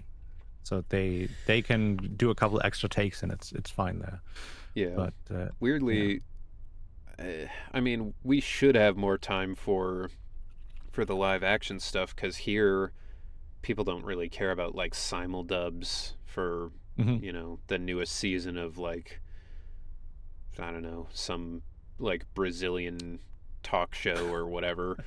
yeah, But anime people want it as soon as possible, so yeah. anime's done really fast now, where the auditions I'll get from Crunchyroll often will be like, you know, audition has to be in like 2 days, and then they will have the cast decided like a few days after that, and then that Wow. week you have to be ready to go in, and that's when they Oh, start recording. Because that's crazy. often it's like the Japanese episode comes out, Friday. Hmm. We're putting out the English Saturday, so like you just gotta go. Yeah, yeah. Um, which is a God, the testament to poor how editors. how good like the entire anime team is, like directors, editors, Hmm. voice actors, like to be able to deliver the quality that modern anime dubs have while also working at the speed of light is Yeah, crazy. yeah. It's. I mean, I get why everything needs to be faster, but there's a there comes a point of diminishing returns, Yeah. and sometimes I think I'd rather, even as a viewer, I'd rather just wait. I'd rather just wait a day or two or a week even longer to get a better product than have something that's mediocre where I'm sitting there like, oh man, that Yeah. delivery just really took me out. 100%. Well, especially because, like, people aren't going to make a big deal about it if you don't tell them that they're, like, missing out. Like, if you say the English dub of this anime comes out a month after, the Japanese is done, I don't think people would be like, oh, what? No, I'm not going to watch it then. Like, most people would just either watch it in Japanese and then watch it again in English, Yeah. or, they would probably just wait for the English. But if you tell somebody like the dub will be out a day afterwards and then it's not, that's when they're going to get, upset about it. But No, for sure. But I think that's what, just to bring it back to the game, I think that's mm, what makes Zenless special because, at least to my ears, I mean, obviously I'm not in the booth, but at least to my ears, it definitely sounds like you do get the extra takes and they do take the extra time and it shows. yeah, I mean, I can't speak to the other voice actors process and Yeah, no, what of course. that's like. I typically end up with more time in the booth than I actually need just because Ben doesn't have like that much to do in the story at this Yeah. point. So typically they'll schedule me for like an hour. I'll do, some Ben lines and then some NPC lines or whatever. Hmm. And often we don't end up needing the whole hour, but a lot of that comes from like the trust of the directors and the trust of the people from Hoyo's side. who are, Right. you know, they let us kind of do what we want as long as it's not, you know, completely wrong. Um, Right. so that goes a long way in speeding things up and being, you know, high quality. Because Yeah. if I do something that I think is like maybe a little odd, or like, you know, something that I'm doing that I think is funny but maybe isn't like the totally correct interpretation or whatever, it's not Mhm. like they're like, yeah, that's unusable, we can't do that. It'll be like either, all right, that's good, we'll use that as the A take, or it'll be like, that's good, we'll keep that as like the B take in Yeah. case we can't use it, and then we'll get another one that's something else. But Yeah, we do the same in live dubbing as well. yeah, but it's definitely an experience where I don't feel like I'm under pressure to like move at the speed of light, you know? Yeah. I get you. That's cool. So, is there a IP, be that a game or a show or something, that you would love to work on if you could? Uh, a the dream would be in this newest upcoming season of JoJo's Bizarre Adventure. I would love to play Ooh, either Funny Valentine or Gyro Zappelli. nice. I don't expect to get a shot at auditioning for it. It's coming faster than I would have preferred. I would have liked some time to Uh-huh. like build up the chance to get these auditions, but if I can't do it for Steel Ball Run, by the time JoJolian is coming around, I mean that'll be years from now, I assume. So Probably, I would yeah. also be totally happy with an opportunity to be in that. But that's really the big one. Makes sense. Which is ironic because I always watch it in Japanese anyway. But that I've or never heard like, myself in a dub, funny enough. Not once. dude, it is wild. It takes you out of it so hard. I Like, bet, yeah. it doesn't bother me in Zenless because Ben's voice is so different from mine that it's It like is, yeah. doesn't really hit the same way. But like, I watched the first couple episodes of Blue Lock, um, where I played a character who like interviews Alejandro Saab's character in that show, and hearing my regular normal voice come out of an anime character, it just like cracked the screen for me, where I was like, oh, ew, this is just like normal people talking. Yeah. Especially because like Alejandro had a character who was very anime, where he's like kind of talking like this, you know, like not somebody's Right, real yeah. voice. So hearing that compared to me, who's just like, all right, so how's it going? I was like, what the fuck? I feel like I would probably feel the same way if I ever were to hear myself, but I think more than anything, I would probably just hate my delivery of that line and wish I could go back. Yeah, That happened on Community. Even while I was in the booth, I was like, I can do this better. And they were like, well, we're breaking for lunch, but if yeah, you come back 5 minutes early, then I'll give you another shot. yeah. And That's he gave me another always shot and was like, no, your first take was good, man. Just believe me. it's always a weird thing when you're like, I feel like there's a way to do this better, but the director's like, nah, we got it. I'm like, but what if Yeah. we don't got it? But what if I can do better, though? I think that's just the nature of creative stuff, is like, Yeah. you're always going to look back on it differently than when you were writing it or performing it at the time. Like, I certainly look back at my my book that I wrote when I was like 19, and I'm like, wow, there's a lot I would have done differently. But, you know, yeah, that as an adult with 10 years more of experience, it's like, of course, yeah. yeah, I mean, I'm literally not working with the same brain at this point, so like, No, yeah. totally changes things. But What is it? We replace every single cell in our body, or was it skin, every 7 years? Something like So, that, like yeah. Theseus's ship, you are indeed every decade a new person. Yeah. I mean, that's the goal. Like, there's a lot of people who pick who they are at 16 and do not change, even when Do they're people pick? 65, and those are the worst people to talk to in the world. 100%, yeah. Oh man.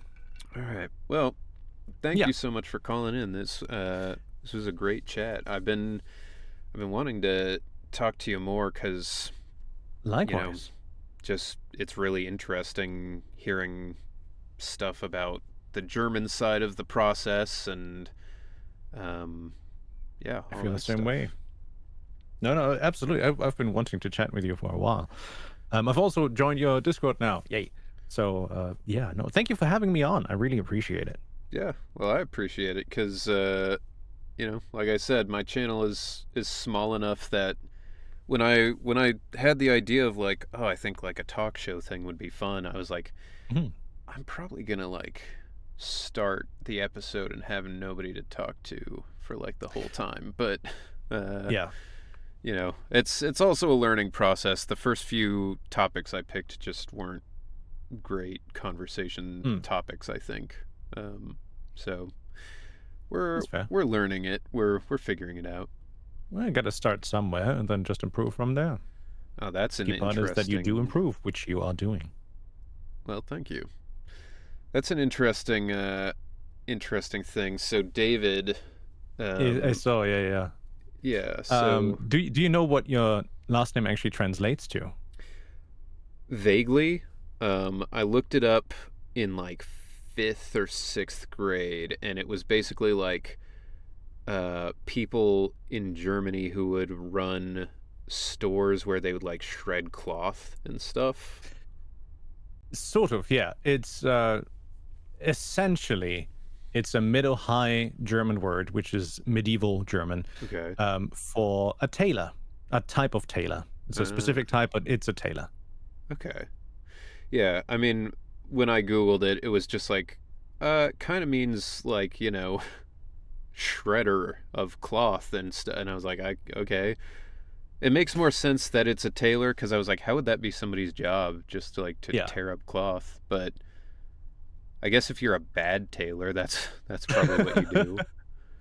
It's I don't know if it's I don't know what type. It might be someone who alters your clothing, so they shred it apart first and then put it back together, maybe like that. I don't know, but it's for sure a tailor. I just don't know what type. And so, but yeah, in German it would be pronounced Henry Schrader. Interesting. Yeah, because we always run across people here in the U.S. who will be like, Schroeder or Shredder. I'm like, yeah, it's the umlaut A. It's umlaut A is an A. So, which is kind of awkward to say. American, there's some words that have that in English. Yeah. But people don't realize that they do. Well, and English people are not, or American people are not the best with like tricky pronunciations, I would say. Like, yeah, like that being kind of like the midpoint between an E and an A, that like sound. I think a lot of Americans would not be able to do that, which is why it just became Schrader, because it's like easier. It's fine. Yeah, it works. It's like hearing. It's like people who know that like ramen noodles, right? But you'll still have old people who are like ramen noodles, and you're like, I don't know, man. Pokemon. I'm gonna do my best to like help you understand, but you can only talk to your grandma so many times about ramen noodles before you're like, okay, you're not gonna learn this. So definitely, I fully understand why Olivia Wilde went with the acting name Wilde, because her real last name is Coburn, but it's spelled Cock. Yeah, that would not go well in America. No, definitely not. So she went with Wilde. Kumail Nanjiani? Yeah. He had a good bit in his stand-up at one point where he was like, he said something about being from Pakistan, and which again, that's another like American. I know it's Pakistan, but you grow up hearing it Pakistan, and that's just what you think. But he said something about that, and like someone in the audience was like, "Woo," and he was like, "Woo, woo for Pakistan? All right, we're out here." But he pointed to the girl and he was like, "What's your name?" And the way he pronounced it was like "khur," something like that, and he was like, "Yep, that's probably a hard name to have here." It's like, I'm sure all your life is like, "What's your name?" "Whore." "Okay, whatever. Goodbye." Like, it's like, yeah. That's terrible, yeah. That wouldn't be a good one for Americans. Anything with a sound is just not going to get pronounced right, Yeah, especially the German CH, because the German CH is not that scratchy. Like the Arabic, more like in the regions of Arabia, essentially. Yeah. It is scratchy there. Right. But in German, it's soft. Yeah. So, yeah, it's difficult. Yeah, the soft things are not good for Americans. Yeah. Which is interesting. Gotta go all out, man. Because the thing Chloe Eves is a friend of mine, also the voice of Corin, and they're Irish, but they have kind of like you, where like they sound mostly kind of American, but then sometimes you can hear like a bit of it. And I noticed it particularly where like hard T sounds, right? So like here we would say heart, right, and they would say like heart, like heart. kind of a it's soft, like an aspirated so T. like it's a funny thing because like you'll be listening to them just talk like normal and they sound totally American until they say heart or something like that, and it's like heart, and you're like, oh, okay. Yeah, there it is. There's the proof. But that's nice. Yeah, I wish Zenless would have more people with accents and dialects, because that's literally what the game is about. It's a hodgepodge of all the people from all over coming together. Well, interestingly, I asked about it both in Genshin and in Zenless, because, I'm, like I said, I think I'm good at, various accents, at least to the degree that like an anime game would be fine with. You don't have to be particularly subtle with your accents and something like that. But we could do a Russian accent, it's fine. Yeah, exactly. So like I asked about that at one point. I was like, can I like mix it up with the accents or something? And they both times I was told like, no, they don't want. They want just general American, no distinct accent. And I was like, okay, that's weird, but all right, whatever. So I don't know. It seems like they want it to be almost like international. It's a mass appeal thing. It's like international in reverse, if that makes sense. Where they're like, we want it to seem like they're all from the same place, but also like they're all from different places, Like it's very weird. Even though the Waifei Peninsula is clearly Cantonese, and they're even speaking Cantonese in the trailers. Right. So, yeah, I don't know. Yeah, no, it's strange. Maybe one day. Maybe. But in any case, it has been... Yes, sorry, I took up way too much of your time.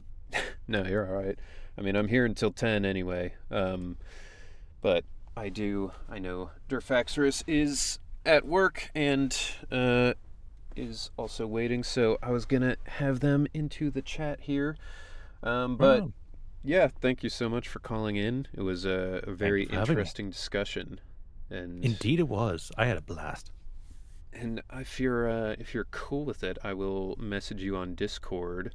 100%, please do. And we can maybe talk about trying to find a time to do some kind of collab. Yes, absolutely. Anytime you want, I'm there for it. 100%. All right. Well, then. Chats, don't forget to subscribe. Use your Prime subs, please. Go subscribe to Mr. Schroeder here. And everybody in Say my it in chat. the German accent. Oh yeah, you must subscribe. You must subscribe right now. And if you guys are not following Zeiss already, definitely go follow him. Very cool, very German. Hopefully not too German, but yes, thank you. All right, I'm gonna pop out then. Have a good one. Right. Thank you. Thank you. See you later. Talk to you soon. Bye.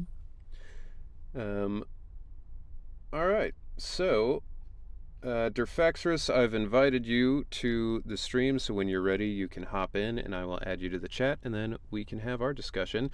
And in the meantime, Val, thank you. Thank you for the raid. Very much appreciated. Meow raid indeed. I appreciate you always coming in here and hanging out. We've got to play some Repo again sometime soon. And for you or anybody in your chat who wants to join, today is the Monday morning Moonbase Mtalkshow. So there is a call button on the bottom of your screen, or if you're on mobile, I don't know where it is, but you can call in and talk about your favorite game is the topic today. And if you want to talk about something else, you could talk about something else. But yeah, the call-in button will allow you to do that if you want. DM you later about it. Awesome. I will look forward to it. But yeah, thank you for the raid, everybody. If you need a drink, a snack, kick back and relax. We are now on the line with Derfaxerus. Welcome. Okay, test 1 2. Is the sound? I'm in a hotel in the back office on hotel Wi-Fi, so it may not sound great. It sounds good to me. It's honestly, with that setup, it sounds better than I'd expect. Hey, damn, I'm good. Yeah. All right. Thank you, Zeiss. See you later. All right. So, your favorite game, what is it? Okay. So 2 things before I start. First is a question for you. I know you said you had to be here until 10, so I don't want to take up too much time. But if I keep my answer plural short, is that okay? Because for me, favorite is nebulous. I'd kind of have to explain like what I'm thinking with that. Yeah, no, you're totally fine. I mean, I've got another hour on the stream here, so Okay. You can spend as much time as you want. Currently, there's nobody else calling in, so yeah, as long as you want to go. I really only need to shuffle people along when there's other people waiting in the call-in chat. And currently there's nobody, so yeah, take all the time you need. Okay. And that leads into the second thing that I was going to mention. Just again, I am at work right now. Like I mentioned, I'm in a hotel, so nothing's happening right now. But should that happen, I'll just say I got to dip. I'll be right back. If anyone's queued up, they can take my spot. It's totally cool. Yeah, no worries. I'm all right. I'm familiar with being at work and texting somebody or being like, "Oh shit, gotta go." Yep, BRB baby. Yeah. Okay. But so to answer your question, what my favorite video game is, I don't think it's something that I could answer in one singular game, because a lot of times what elevates something up to high tier / favorite for me is the experience I'm having with it. So right. There have been games that I have not enjoyed at all, but I've had a moment where I'm like, man, for a couple minutes, this is great. Yeah. I don't really know if I should be like saying names when it comes to things like that. But Go for but it. I've had moments where I'm like, okay, sorry, go ahead. I said, go for it. I'm not sponsored by games. I don't give a fuck. Got it. So I know this one gets me in hot water a lot, but God of War 2018.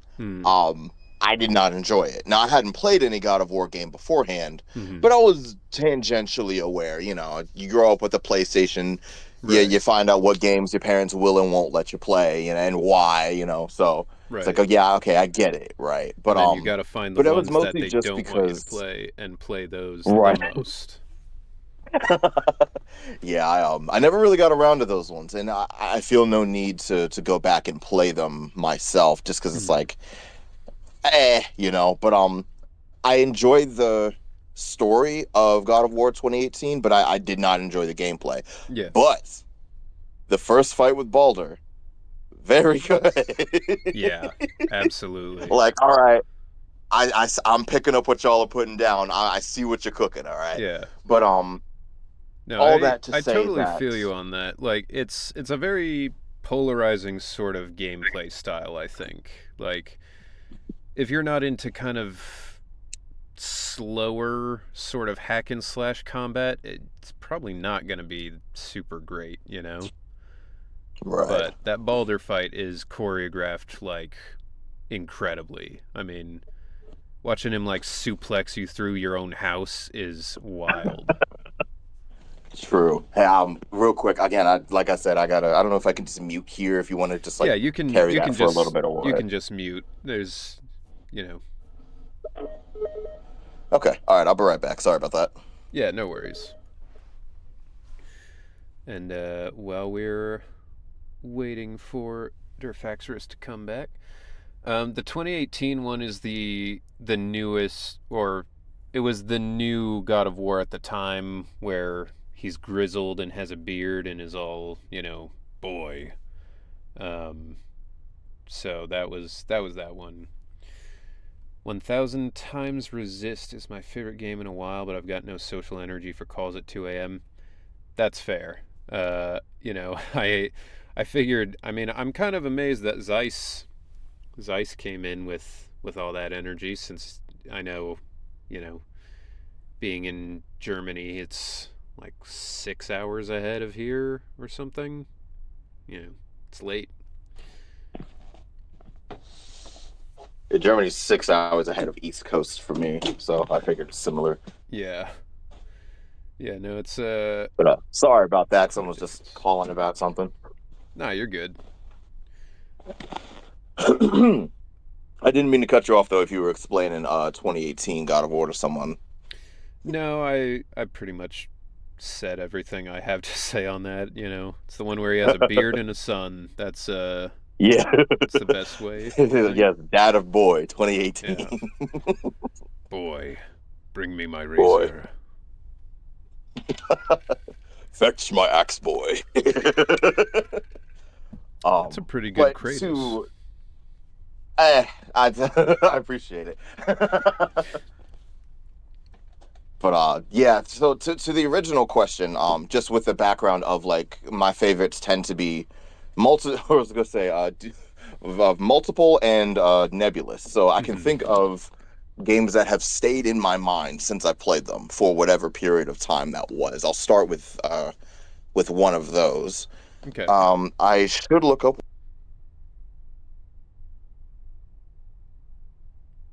Hello? Uh-oh. We seem to have lost Durfaxorus. Maybe his manager came by and just Thanos'd him. Or maybe it's the Wi-Fi. I don't know. I've always had pretty good luck with hotel Wi-Fi, but I would also assume the employees have like a separate Wi-Fi to be on. That would be not as. Oh. Test. Am I back? Yep, you are. Okay. You are back. Everybody in the chat I was worried. peeked my head into the server room for 1 second, and that alone was enough. I should have known better. It's all right. We're just glad to hear you're all right. Yeah, I'm alive. No meteors hit the building yet. All right. So, what was the last thing that made it through before I got cut off?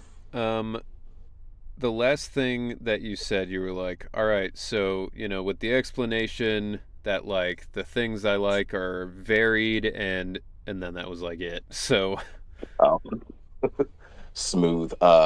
Perfect timing. Someone's kind of hanging out by the front as well. So I will hover around real quick because I got to run to the front desk real quick. But 2021's Returnal for the PS5 primarily. Never mind. There they go. Probably sitting in my top 5 games of all time right now. okay. Just stellar across the board. Mostly just a combination of things that I really like. So it's got an art style that I really enjoy, or maybe art direction is probably a better way to phrase it. I'll admit I'm not savvy on the difference. But soundtrack very good. Gameplay was a lot of fun. The story was a bit mind bending in an Eldritch sort of way that I really like. I don't think I've ever heard of this, but it looks really cool. It's a sleeper hit for sure. If you anytime someone recommends a game, I'm like, hey, look, if you got a PC or a PS5, pick up Returnal. It's so worth it. Interesting. Man, this was a good topic just because I'm going to come out with a bunch of cool game recommendations. That'll do it. That's true. All right, so that's one of them, and you like that for just kind of the whole package, the story, the atmosphere. It's very much my I've taken to calling it my Panacone from Honkai Star Rail, because it'll just be like, this is peak. It doesn't get better than this right here. Like where I. Fair enough. Yeah, I mean. So do you tend to then find you value more single player, like solo curated story experiences, or is that just like one of those and you have like a multiplayer favorite as well? I would say that it's. I mean, I do have a multiplayer favorite. That's actually a good question. Like, I don't even think I have a. This is true of my actual life, where I don't think I have a solid answer for that, just because of how frequently it flips. Yeah, I mean, I'm totally okay with single player games, though. I mean, like I was saying to Zeiss, I'm like, I don't think I could pick like a favorite. I would have to probably do it in that way where I'm like, all right, my favorite single player game is probably this, and even then, I would probably have to be like, my favorite single player game that's, specifically for this type of game. Like, I'd have to break it down into like a bracket of like 50 games. You just end up with a whole bush of options where it's like, okay, this branch turned into a tree and it's just a whole shrubbery now. Yeah, because like got a whole hedge of options. Because I really like a lot of like roguelike games, like I love Hades and Enter the Dungeon and that kind of stuff, but I don't know that I would call any of them my favorite, because I'm like, they're really fun. A lot of them don't give you that really deep, satisfying experience that, say, a single player, like The Last of Us, right. Those are games that I'm like, those are kind of more once in a lifetime sort of experiences. But on the other hand, that's why a lot of those aren't like in the contention for my favorite game, because it's like a book, I'm not like the type to reread a book, even if it like blew my mind, because I'm like, yeah, I experienced it. I know the story. I got it, That's true. Yeah, funnily, I can reread books, but I'm like you, where I tend not to replay single player video games all that often. Yeah. Like books for me, it's a little different because I'll there may be things that I picked up on or that I Mhm. didn't pick up on that I do the second time. Yeah. But for video games, it tends to be a bit odd. Just because I feel like I both do and don't have that. Yeah. Well, and it's also like, you know, as games get bigger and bigger, like who has time to play through like a second 150-hour campaign of a single player game, you know? True. True. I gotta mute you for a second. I'll be right back again. Sure. All right. Hope you guys are all having a good time out there. I'm having a good time. This has been really fun and interesting for me. Which was always the goal of this whole thing anyway, was to have a fun, interesting kind of talk show vibe. Drink again. All right. Thank you, Valviant, for the hydrate.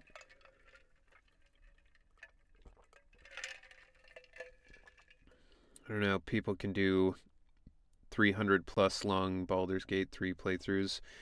Yeah, I mean, I've been playing through Baldur's Gate, and it is a really good game. I'm really enjoying it. It's a great D&D simulator. Thank you, Neurotic, for the stretch, and Tiago for another hydrate.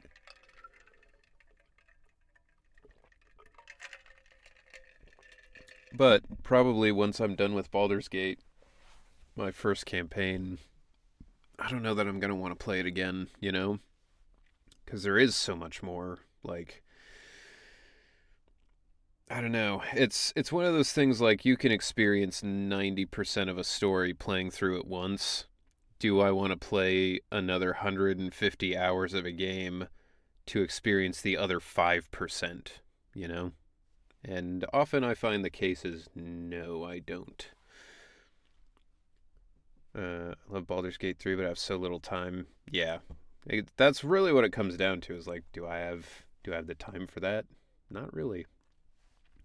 Ice cold water? No, this is Code Red, Mountain Dew Code Red with ice in it. Um I should drink more water. I just don't like water. It's just boring to me. I've found that I literally will just dehydrate and not drink water if that's my only option. Unless I'm like really super thirsty, I will never go for water. I'll pretty much always go for like coffee or soda. Heresy. I know I'll leave it's this call right now. I mean, you know, the karma for that is I'll probably end up with kidney stones. So, but That is it's interesting you say that, not the kidney stones, but like, not defaulting to water. Um I think I will have on my tombstone, water is an acquired taste. yeah, it definitely 'Cause- is. Um I mean, a lot of friends of mine who, you know, drink things that are not soda, like, or like, my friends who drink diet soda, they're like, it takes a while to go from soda to anything else, even if it's diet Mhm. soda. Like, because when you're used to having that much sugar and like, it just, everything else tastes worse, you know? Right. Um, so it's something that I feel like if I really pushed myself, I could maybe get myself to do it. But I'm also like, I'm not that interested in pushing myself to do it. Yeah, no, I don't blame you there. It's awkward because it's like, okay, you think water is just easy, like, okay, it doesn't have a taste. You pick up a bottle, you drink one, maybe two of them a day, Yeah, and then you're good.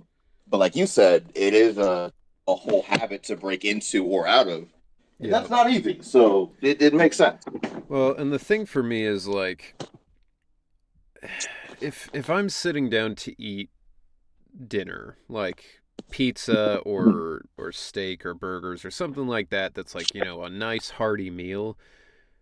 water makes me immediately less happy with the meal. Like, because to me, like, Coke or something like that, it accentuates the food. Like, you Right. It's eat like a the layer of salty flavor. fries, and then you take a drink of Coke, and it's like, oh man, delicious. Now I'm ready for another bite of the salty food.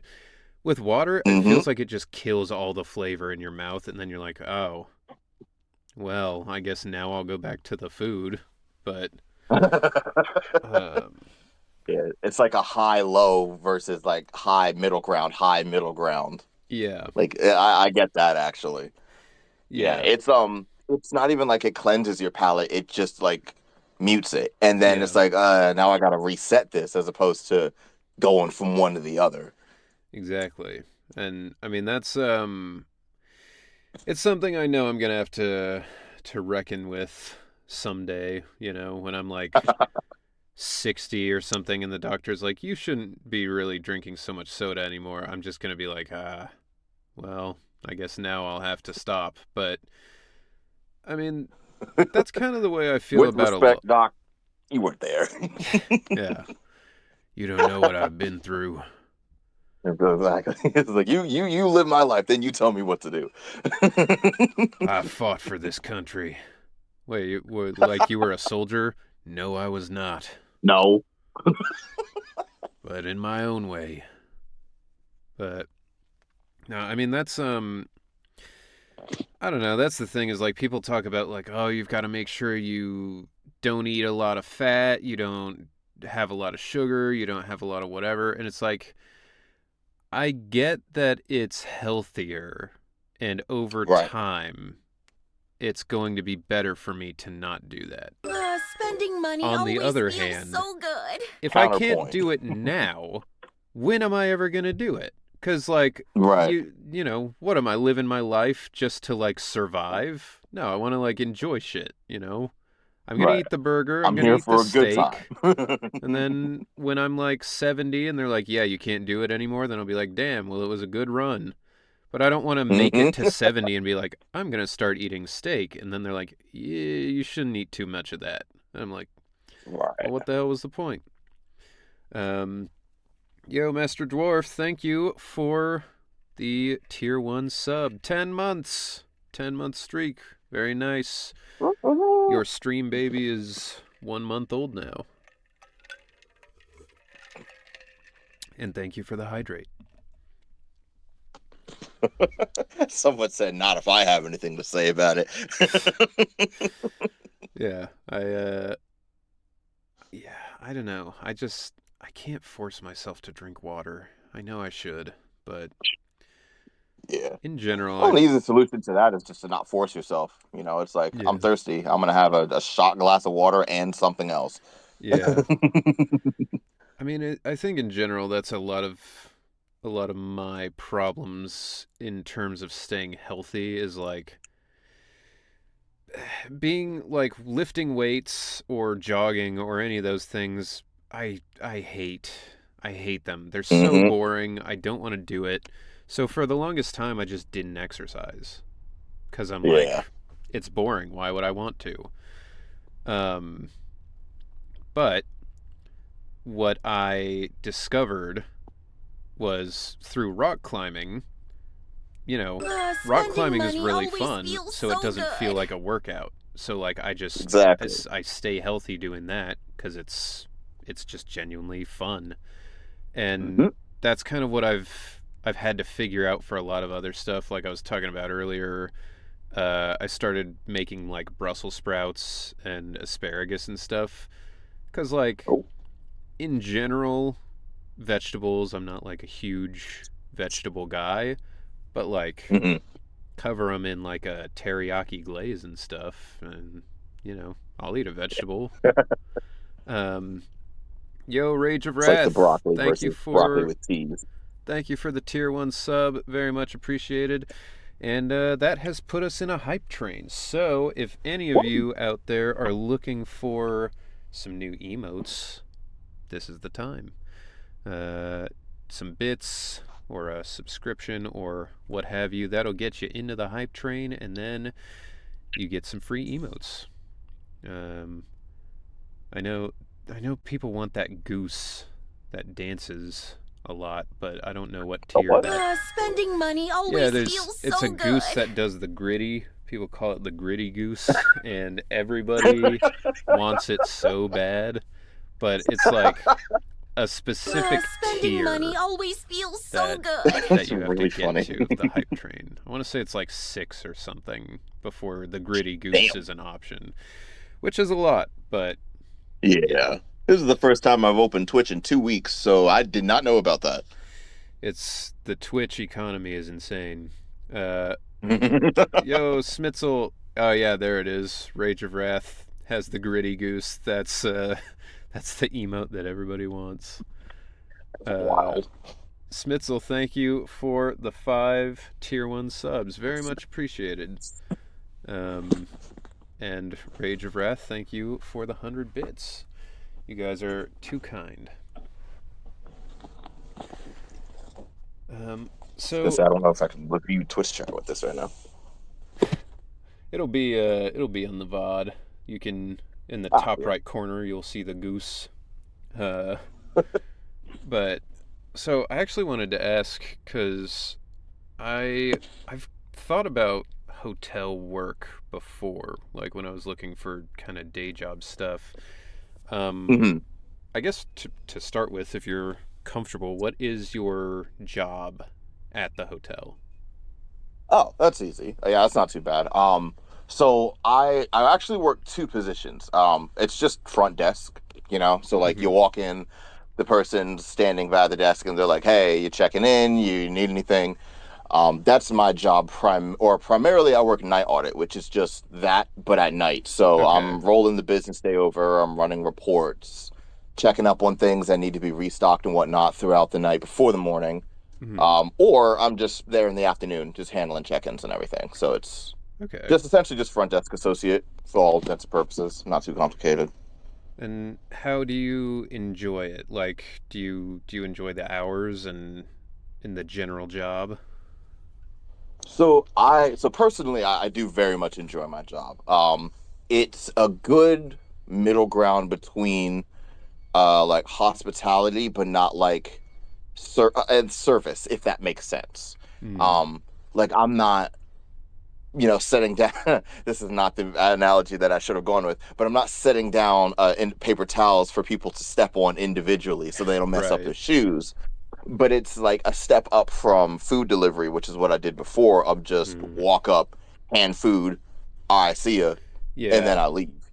I I used to do It's good for like interactions and yeah. a little bit of like socialization, and it also keeps me busy, but it's not crazy yet. We're coming up on summer. I live in a beach state, so Yeah. Yeah, that'll get you. Yeah, I used to yeah. when I worked at the hospital, I was a dishwasher, but I also would sometimes do the like food delivery. And Oh, yeah, food delivery is weird.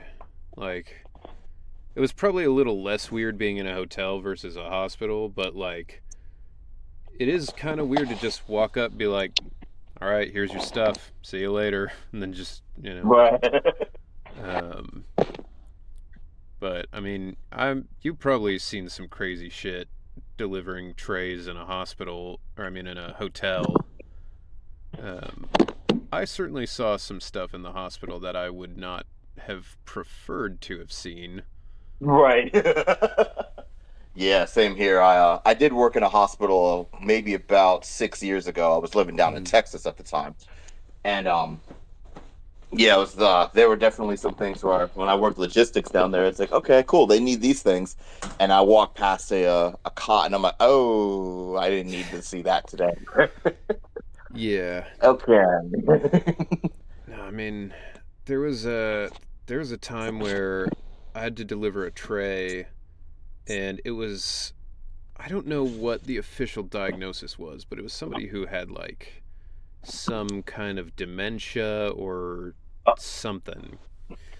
So I walk in and I'm like, "Hey, how's it going? I got your food here." And they are in like essentially a mesh tent that is over the bed. and they're just kind of like pawing at it, like, you know, like it literally was like a zombie movie kind of thing. I was like, Yeah, like they're like, I don't know if this person's catatonic or not. Like, yeah, I was like, I don't even, do I give it to them? Like, I can't. I'd have to unzip the thing. I don't know. So I Thanks a put it on lot. the side, on their like side table thing, and I walked over and I was like, "Hey," I just talked to the nurse. I was like, "Is this? I do I give him the tray? Do I what do I?" And she was like, I'll handle it. Don't worry about it." And I was just like, "All right, okay, I'm going back downstairs." right. Let's just pretend I was never here. Yeah. Yo, Finn the number. Thank you for following. Appreciate you. All right. Well, do you have any other game things that you would like to talk about, or? Yes, so in response to you asked about multiplayer ones earlier, Mhm. and I ended up having to dip out again, so I never got a chance to answer. But there are two. All right. One of them is much more pronounced than the other. First would be Monster Hunter World. All right. I That's a good genuinely pick. think if someone said gun to my head, what is your favorite game of all time? I think I would end up falling down on that one. It's a good one. Were you a Monster Hunter fan before, or did you get in with that one? So I was a fan prior, but I hadn't played any of the games. It was one of those things where it's like you can ask me about all like a bunch of different aspects of the lore, and it's like, oh, but what's the control scheme? Hell if I know. Right. Fan of the you know, world um, and all that, but not necessarily of the game itself. right. And that was mostly because I didn't have the hardware to play it on. So when it was on 3DS, I didn't own one. Right. Didn't own a Wii when I was a kid or anything like that. And it was on PlayStation, but we didn't know about it. So Right. hey.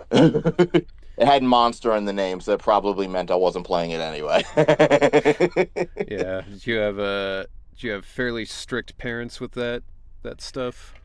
um, I tend to use the word discerning, but it usually ends up lapsing into strict anyway. Right. I mean, one Where man's discerning is another man's strict. right, so I don't hold it against my parents at all. It's like I just think Yeah. that like No, I mean okay, we could have it's asked a their few more job. questions. Like Yeah. yeah, and I'm It's not mad at them for it, but I there are mean, definitely things. Was like that was certainly like, I feel like everybody I knew when I was younger played GTA when they were like 4 years old. or Meanwhile, right. I didn't play a single GTA game until GTA 4, and I was like 16, I think, before my mom was finally like, "Okay, fine." But, Right. cuz she did the good parent thing of like, maybe you shouldn't play this, but also like the further than that thing of like, I'm gonna research it so my no is like informed instead of just being like, Fox News said it's the devil or whatever. Right, yeah. So Because a preacher man said.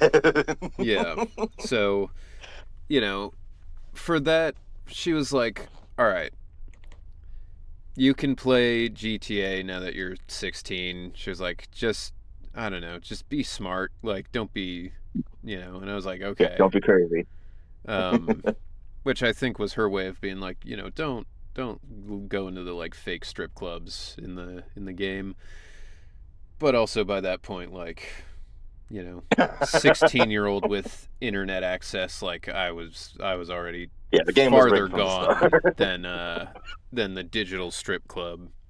So, um, Yeah, it's kind of like, well, I don't even need that anyway. yeah, yeah. That's when I finally went into one. I was like, man, this is boring.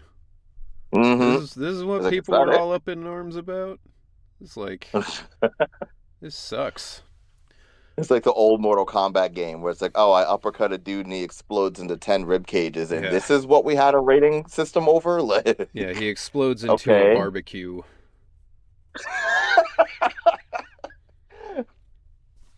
Yeah, exactly. I was like, all right, I'm just waiting for the freaking bucket of crawfish to come along with it. It's like, where's that at?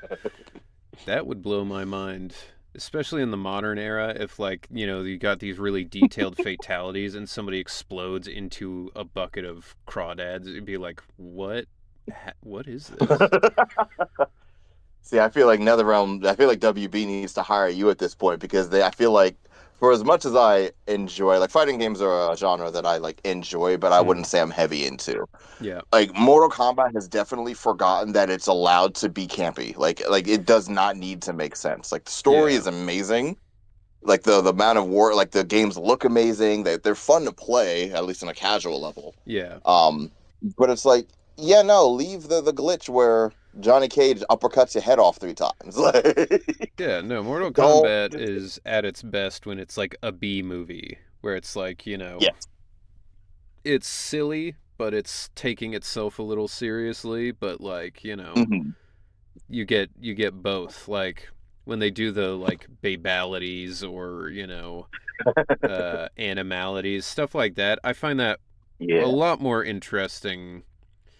Like it's cool the first time you see a fatality where like, you know, he broke my spine and then ripped me in half and then pulled my spine out and then cut my head off with it. It's like, And then it ripped me in half again. yeah, it's like it's cool like a couple times and then you're like, all right, let's get this over with, Kind you of gets know. desensitized. Yeah.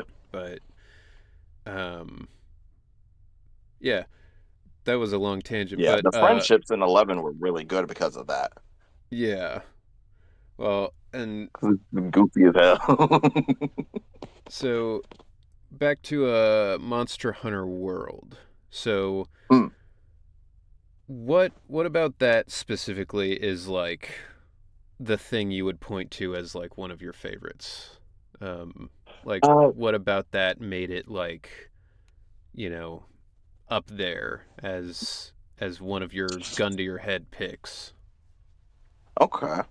So it was like I mentioned right when we first started talking. It was about mostly a lot of it was the experience around the game, not necessarily the game itself. So I I had just moved out of my dad's house, or technically it's my dad and my mom's, but yeah. Um, I'd moved out of the city that I grew up in. I'd, gotten through boot camp and I'd gone through, tech training and everything for my job. And they're like, okay, here's your dorm. Here's, you got everything in here. Mm-hmm. Here's the back pay for the stuff that we didn't give you while you were in training because you love working for the government. Right. But so it was, for all intents and purposes, it was the first game that I'd bought, like the first like actual video game. Like I'd played, I had bought a 3DS when I was younger. And not that that doesn't count, but it's not the same as a PlayStation, Yeah, it's a different scope. Right. Yeah, I was gonna say your world opens up a little bit. So I watched some people play through the beta and it looked like a lot of fun, and I'm like, okay, I want to try this. And so it's Friday night. I download the game and I jump into character creator, and I had never done that before. I was like, oh, wait, you want me to what? So I'm like, okay. So I spent about 30 minutes making my character, and then I hit confirm, and then it pops into the palico, and it's like customize a cat. And I'm like, what the hell are you asking me right now? Yeah. Yeah. So I go through all of that, and then I'm like, okay, I'm gonna take a break, and it is 6 hours later. Yeah. It's I'm like, wow. Monster Hunter is definitely one of those games like Civ where you're like, yeah, I'll play this for a little bit, and then you're like, I was supposed to do laundry tonight, but now it's tomorrow. Right. What planet am I on? Well, and But that's interesting too, because like I started not that much further back from World. My first Monster Hunter was 3U on the Wii U, and oh. I mean, God, those controls were such shit, man. Like, Yeah, it was a rough time for everybody. It's incredible that Monster Hunter survived as a series, knowing what it came from, because so much of the games were just like tedious, irritating, poorly designed stuff. So counterintuitive. Yeah.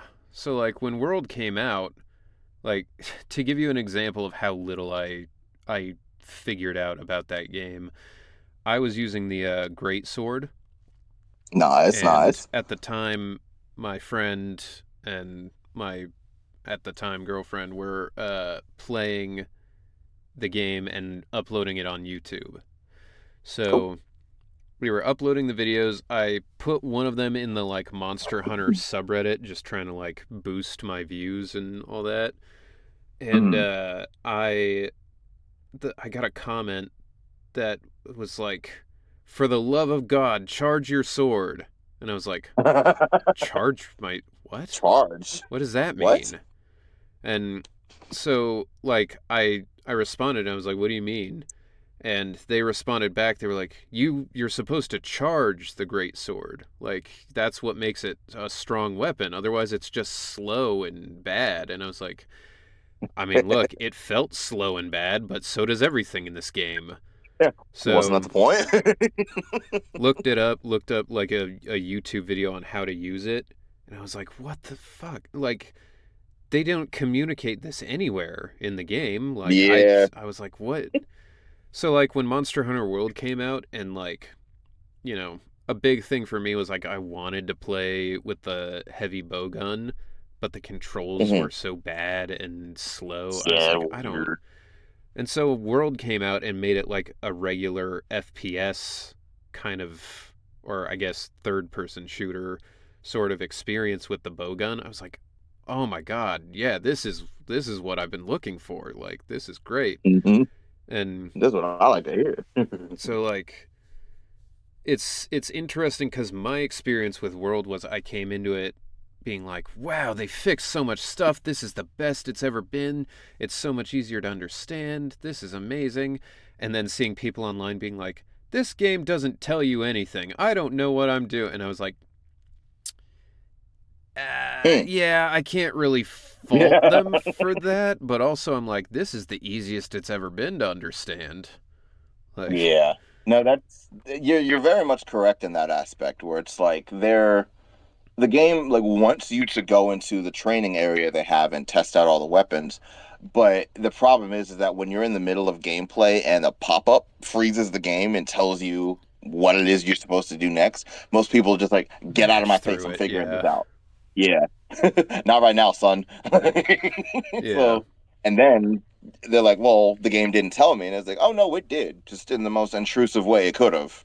So I Yeah. don't blame you for missing it. Well, and it's Yeah. funny. Keyrum said, "There's a training area since when?" And like, yeah, it just goes to show that it's still like, like they don't point out like there's the training area, go do that first. It's always just like something that you can find if you want Right. to. But most people are just like, "All right, I'll start playing the game," and then they're confused because yeah, even in the modern era, they still haven't done like a great job of making it work. Right. And there are things that I can see them having tried to have done where it's like, okay, we want to keep the identity of the series while also trying to modernize it a little bit. So it's like, Yeah, okay, auto sheath, you can't sprint with your weapon out. right. But after 5 seconds of not doing anything, you'll just put your weapon away. Now you can sprint, which Yeah, is nice, right? I don't like it, but I recognize what it's supposed to be for. So, and it's a toggle, so you can turn it off if you want to. yeah, Excellent. You're in the most recent version with wild well, I say version game with wilds, your health bar will freak out. Like it'll be like a kind of like a standard EKG look to it, hmm and it'll freak out if you're about to take a hit that'll kill you. So Oh, it's very good for gauging, okay, what can I get away with here versus what can't I. right. um and it helps too with, depending on what your weapon is, whether you want to employ defensive options or just say, no, I want to get out of here. So Yeah, I can see how they've been doing stuff like that, but also there is that level of we want you to sit down and figure this out. That's very much classic Monster Hunter that I can see people getting a little irritated with, where it's like, okay, mm, well, why is my stamina decreasing? I don't know what to do about that. Oh, well, you eat a ration. Where did the game tell me that? right. Yeah, or, So I can. like eating a meal before you go on a hunt. Like, Right. I think now they've started, I feel like in Rise, before you go on like your first hunt, it tells you like, no, go eat food. Go eat Yep. food first, and then, and then you can go on the hunt. But yeah, no, it is fun to see like that difference of like people who came into Monster Hunter with World and people who have been playing for a while. It's very much that like old person like, back in my day we had to walk up the hill both ways to school. Both ways in the rain. Yeah, like it's hard not to feel like that when you're like, you guys don't even know what it is to be struggling with the controls. You remember when you had to aim greatsword with the left analog stick? Pepperidge Farm, remember? Yeah, you remember when you had to fucking paintball the monster and it was slow and you would miss a lot?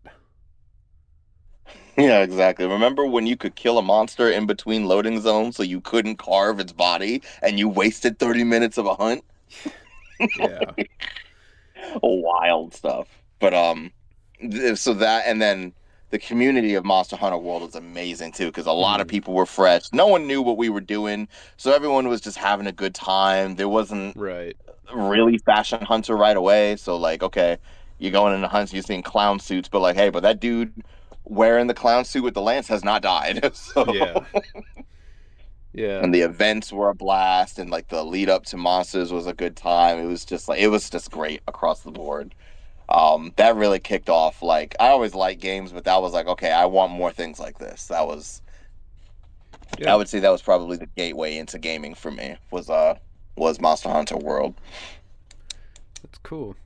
So you said some things that made it sound like you were in like a military sort of academy or something like that. My younger brother went to West Point. He graduated from West Point 2 years ago, I think. Were you... I accidentally hit my home. Were you going to like specifically serve in the military, like you wanted to do that, or was that more of like, a means to pay for college, or like...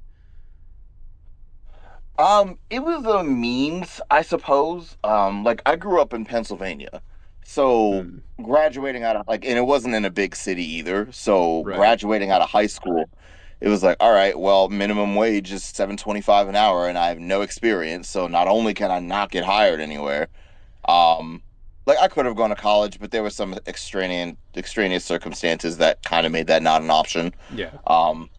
So I was like, okay, well, I have no qualifications. I'm not trying to work at Subway for $7.15 an hour for Lord knows how long. And like, I could have, like, just stuck with one or two of my parents at the time, but I felt weird about that. Yeah. Just being like, as a teenager. So I'm like, all right, well, I mean, they'll pay me and they'll give me a place to live. I don't really care where I go. So I just ended up doing that.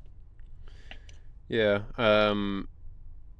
What was your feeling by the end of it, if you're comfortable with that? Because my little brother, when he started the process to go to West Point, we were all kind of like, why are you... Because he was smart, he got good grades, he could have gone to like normal college for probably very little money, through scholarships and all that.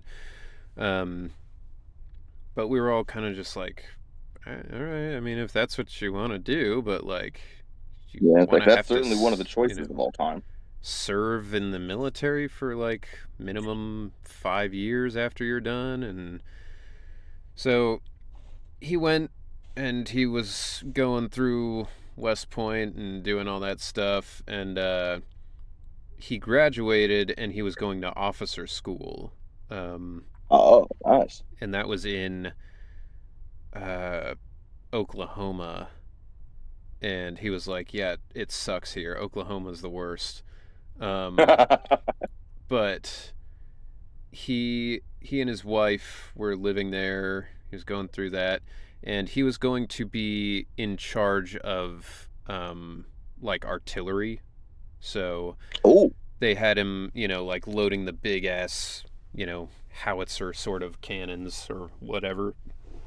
Yeah. And he broke his shoulder lifting weights. And he went into the doctors and they were like, all right, we'll try some physical therapy and see if that fixes it. And he, did it. It was like, yeah, it's not working because it's a broken bone. You can't like therapy it back together. Right, it's not. That's not how that works. But the Army's doctors are like, well, let's just make sure, before we do anything. So they had him do therapy. It didn't work. Then they're like, all right, we'll get you the surgery. He goes in for the surgery. They fucked up the surgery. So then like his shoulder just like hurt, like every time he would like lift it above his head. And so, he basically was like, I can't like do the job you want me to do anymore. And they're like, all right, medical discharge. Yep. So Medboard, baby. Yeah, see, it's funny, Lady Tigress, because you're like, oh no, that sucks. He, I think, is much happier to have broken his shoulder and now have to not be in the army. Because I think by the end of it, he was like, yeah, this is terrible.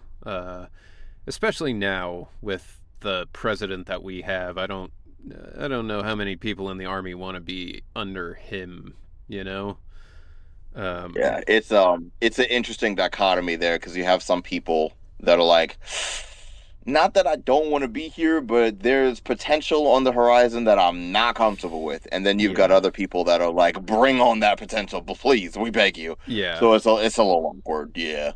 But so like he, now he gets disability, which is wild because like he's jacked. He can literally, he still lifts weights and does all that. He can do, I don't know. It wouldn't surprise me if he could bench like 400 pounds. Like he's huge. Woo. And so he gets disability, which makes sense to some degree. If they send you home with a discharge being like, you can't do this, then sure, fine. But when you get medical discharge, you have to like write down everything that you got injured for, like the entire time you were in the army or training or whatever. And they rate you a certain percentage of disabled, basically. They rated him which is a funny way to phrase it, but you're not wrong. Yeah, I mean that's what he said, was like, yeah, they said I'm 90% disabled, which is like crazy. The way that like he If you told me somebody was 90% disabled, I would think you meant they were like paralyzed from the neck down. But he's like, is this person like a vegetable without the V? Like, what are we what are we talking about right now? He literally looks like Captain America. Like he's huge and walks around totally fine. I'm like, they said you were 90% disabled, and he's like, yep. Yeah. So now he just gets disability, like forever. Which, so provided, it's a weird thing where it's like, technically it went about as well as it could have possibly gone, where he got a free education. He now gets money from the government forever, and he doesn't have to go to war. Like, that is really the ideal way to go about it. But it's a very weird, like, he came back from all of that being like, yeah, I just don't want to like do anything. I'm exhausted. And I'm like, yeah. I get that, because having to wake up and do all the shit that you had to do, I would probably have just died. I don't think I would have made it through, but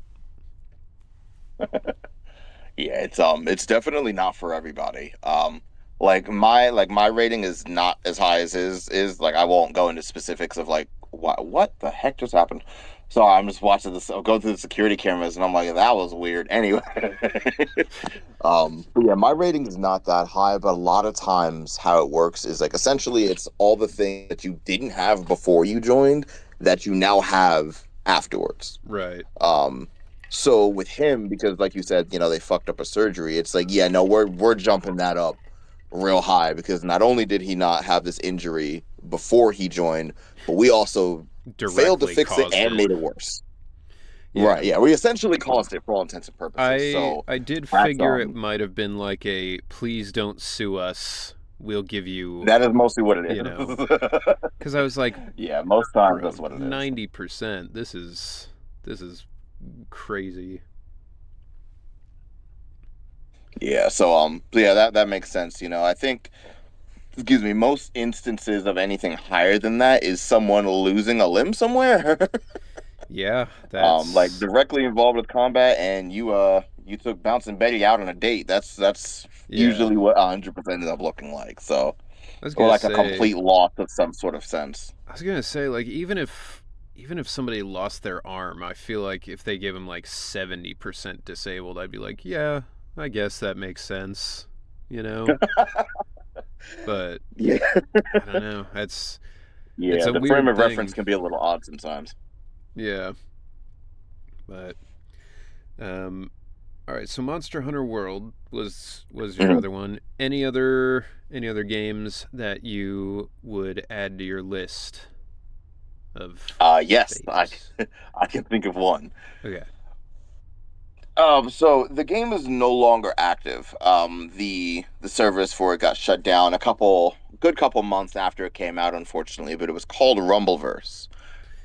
It was a melee style battle royale. Yeah, I've heard of that. I think it sounds very familiar. I was gonna say, I know it got mixed up with Multiverses a lot, which was the WB Smash Bros. Yeah. But they were not similar. No, I was gonna say I'm familiar with that one, and that game sucked ass.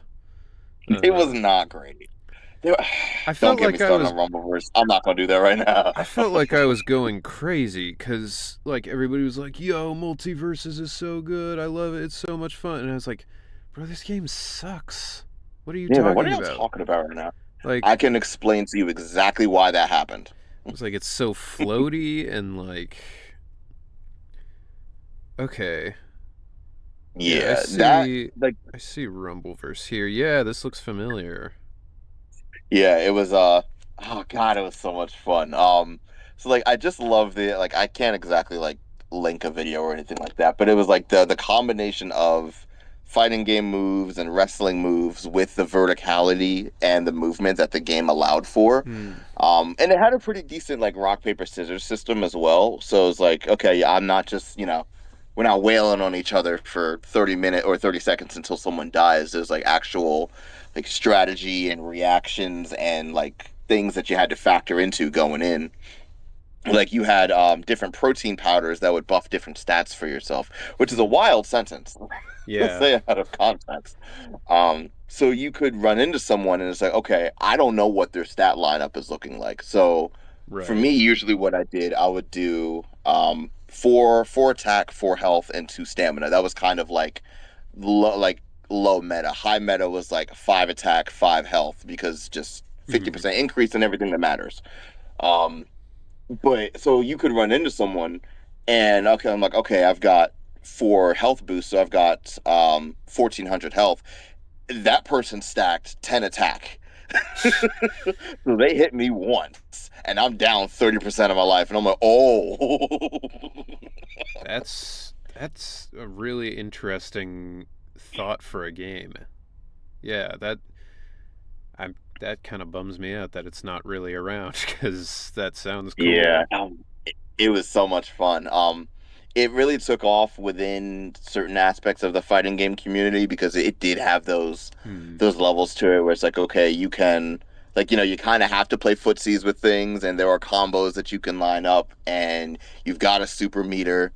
But also sometimes none of that mattered because you would just get caught on the side of a building and some dude was behind you and he'd spear tackle you off of the Empire State Building, and you were going to die. But it was awesome. I mean, it sounds like it would be. Yeah, that's really interesting. I'm gonna have to like look up gameplay videos because this sounds crazy. Yeah, it was a lot of fun. It was I don't remember, it was published by Epic, and I think Iron Galaxy were the developers for it. Yes, that was it. So a lot of those guys had worked on Killer Instinct 2013, and there were some Yeah. levels of like, okay, I can see the influence here. That's also a very good game. I don't know if it's my favorite fighting game of all time, but damn, if that is not some of the most fun I've had with a fighting game ever. Yeah. Killer Instinct 2013 is a wild time. That was one of the few games I bought on my computer, but not on Steam, because you could Hmm. only get it on like the Microsoft Store or whatever. Right. And it came to Steam eventually, and it's like, oh, cool, but Yeah. it's not where it was at for most of the time. Um, Yeah. if I was gonna say I don't exactly know if I'm allowed to do this, but I put a little. I was gonna say this back when the game was active. I made a little mini edit for Rumbleverse that like I'm very proud of. If I can drop that somewhere. Yeah. Totally. Are you in the Discord or no? Not at the moment, no. Okay.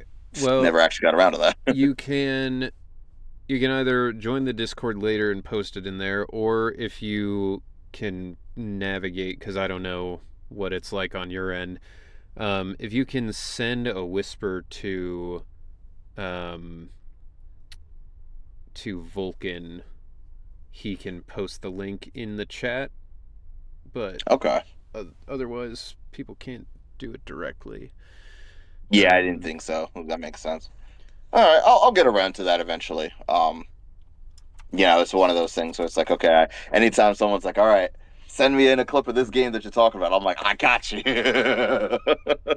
That's weird. My But Discord, yeah.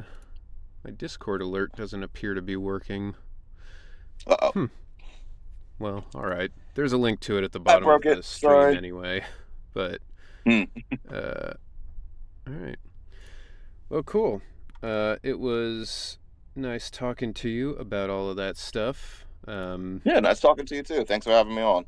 Yeah, sure thing. Like I said, it's something I've been wanting to do for a while, and you know, it means a lot to have you guys call in. Because yeah, like I said, I mean, I've got a smaller channel, so the fact that I can make it work in any capacity is crazy to me. But Yeah. Yeah. I'm grateful for that as well too. I kind of have an upper limit on chat sizes when it comes to Twitch now. yeah, I'm just like, I look, see the number of viewers. Never mind.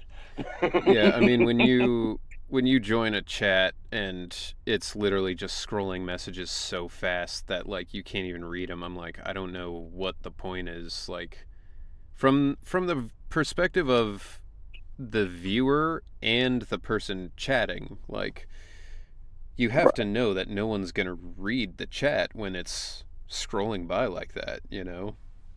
Right. And it's hard to talk with people within chat as someone, as a chatter as well. Yeah. Just because it's like I can't talk with anyone. I can't go back and click their name fast enough.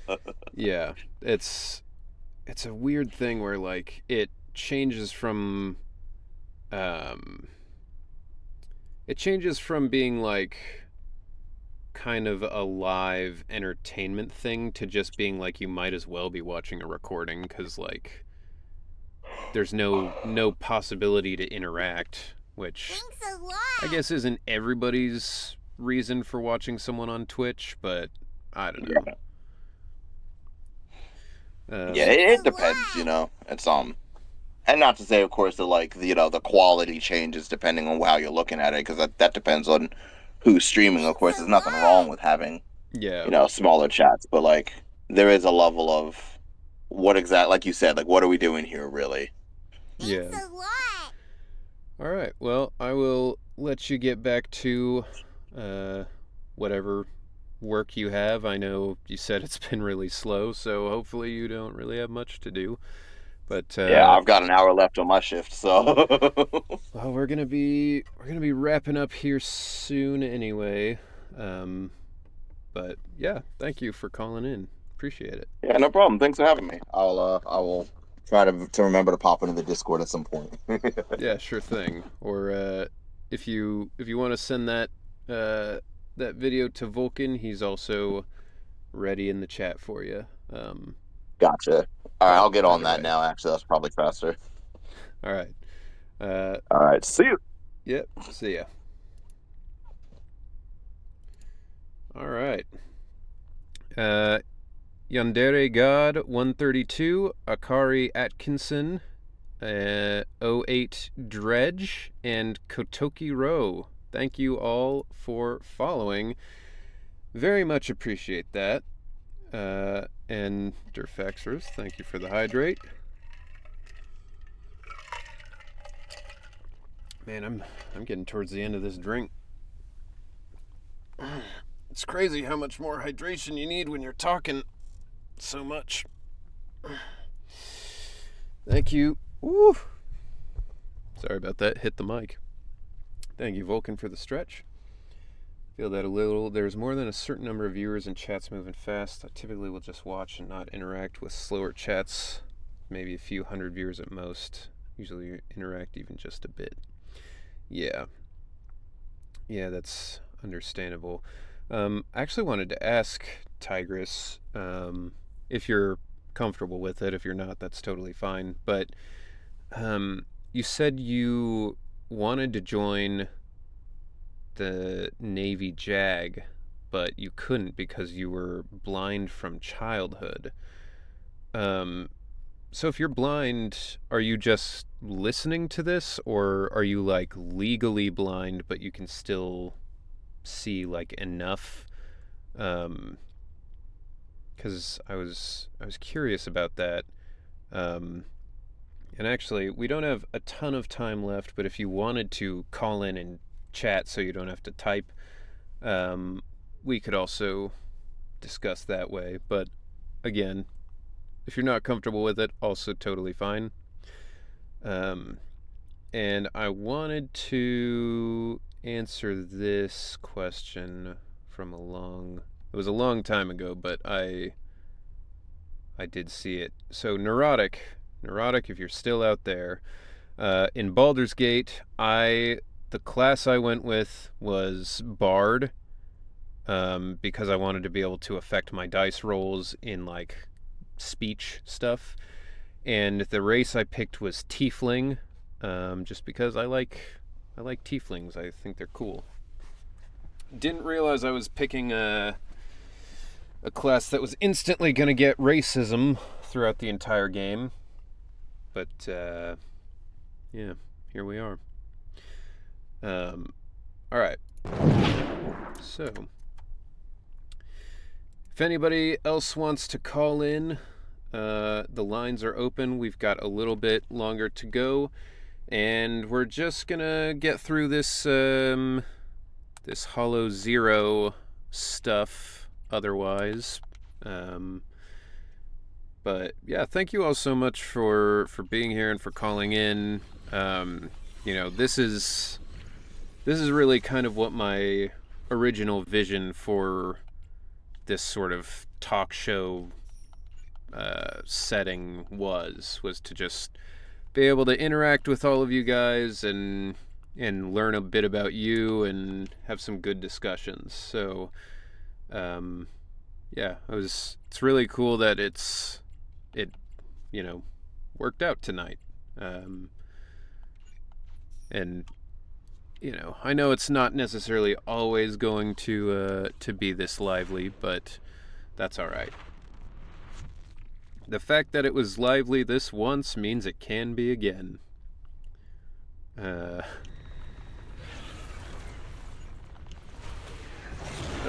okay. There's the video. Let me make sure to copy this so I can check that out later.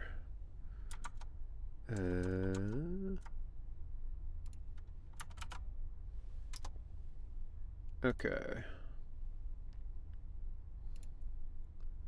All right. Thank you. I will definitely check that out later. Should be fun. Little bit of both. I'm around 75% blind, but I do have some residual eyesight. So I use what I have along with magnifying everything as much as needed. My PC and phone are set with larger fonts, and I use dark mode when possible because the contrasts are easier to see. Interesting. So then, I don't want to I don't want to ask a bunch of questions and make you into a spectacle or anything like that, but I do find it very interesting. So I assume you probably don't drive or anything like that. Do you have somebody who does that stuff for you, or questions at all? Okay, that's good. Because the last thing I would want to do to any of you is make you uncomfortable. Thank you for your patronage.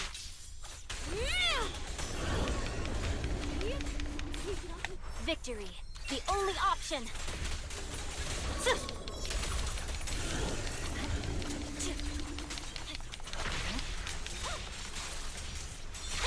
I'll bite your throat out.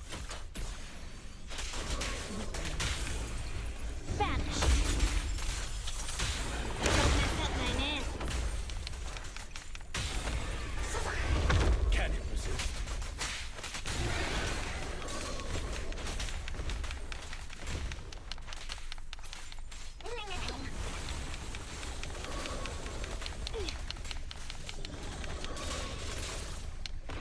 All right. Got him.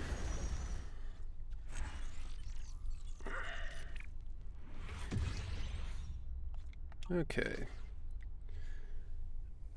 Who was it that was talking about the boss rush earlier in the stream? Is that... No, it's not the perpetrator battle. Because I know if you do these, it doesn't count, right? I don't know how it works. I'll have to look into it on my own time, I suppose. What's the goal? So, somebody said in Hollow Zero, there's a boss rush sort of mode that lets you do your weekly stuff quickly. But I don't know where to find that. I don't know which one that was. Because it's not the Inferno Reap, right?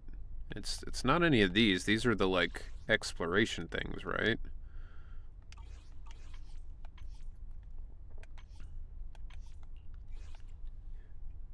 Cleanup. No, because this doesn't count for your weeklies, right? This is just for the CDs, right?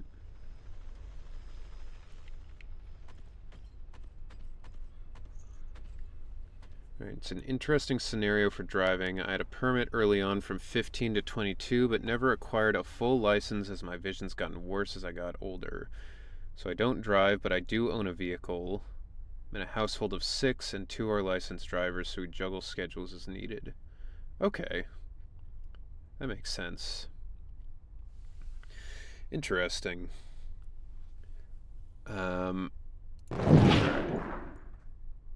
So, I think that's probably going to about do it for tonight. Like I said, everybody, thank you so much for being here. It really does mean the world to me. Frick. And there goes the ads. All right. We will raid anyway. And some of you guys will get surprised by the raid, I guess. But yeah, this, I think this is a really fun, really good way to do the Monday stuff. So I hope you guys are enjoying it. I think it's something a little bit unique that I think might kind of help the channel stand out a little bit in the sea of Twitch stuff. So I'll keep it rolling. But yeah, thank you all so very much. It's really nice to have you guys here and have the conversations. So thank you all so much. I very much appreciate it. Wednesday we will be doing more Hades 2. Friday we will be doing more God of War. And yeah, that's kind of the plan for now. Thank you all so much for watching, and Pugs for being here right at the end. Thank you. And into the same person Joshua just rated. Okay, well, whatever. It's all the big community. We'll have a good time. See you all Wednesday. So long. Bye-bye.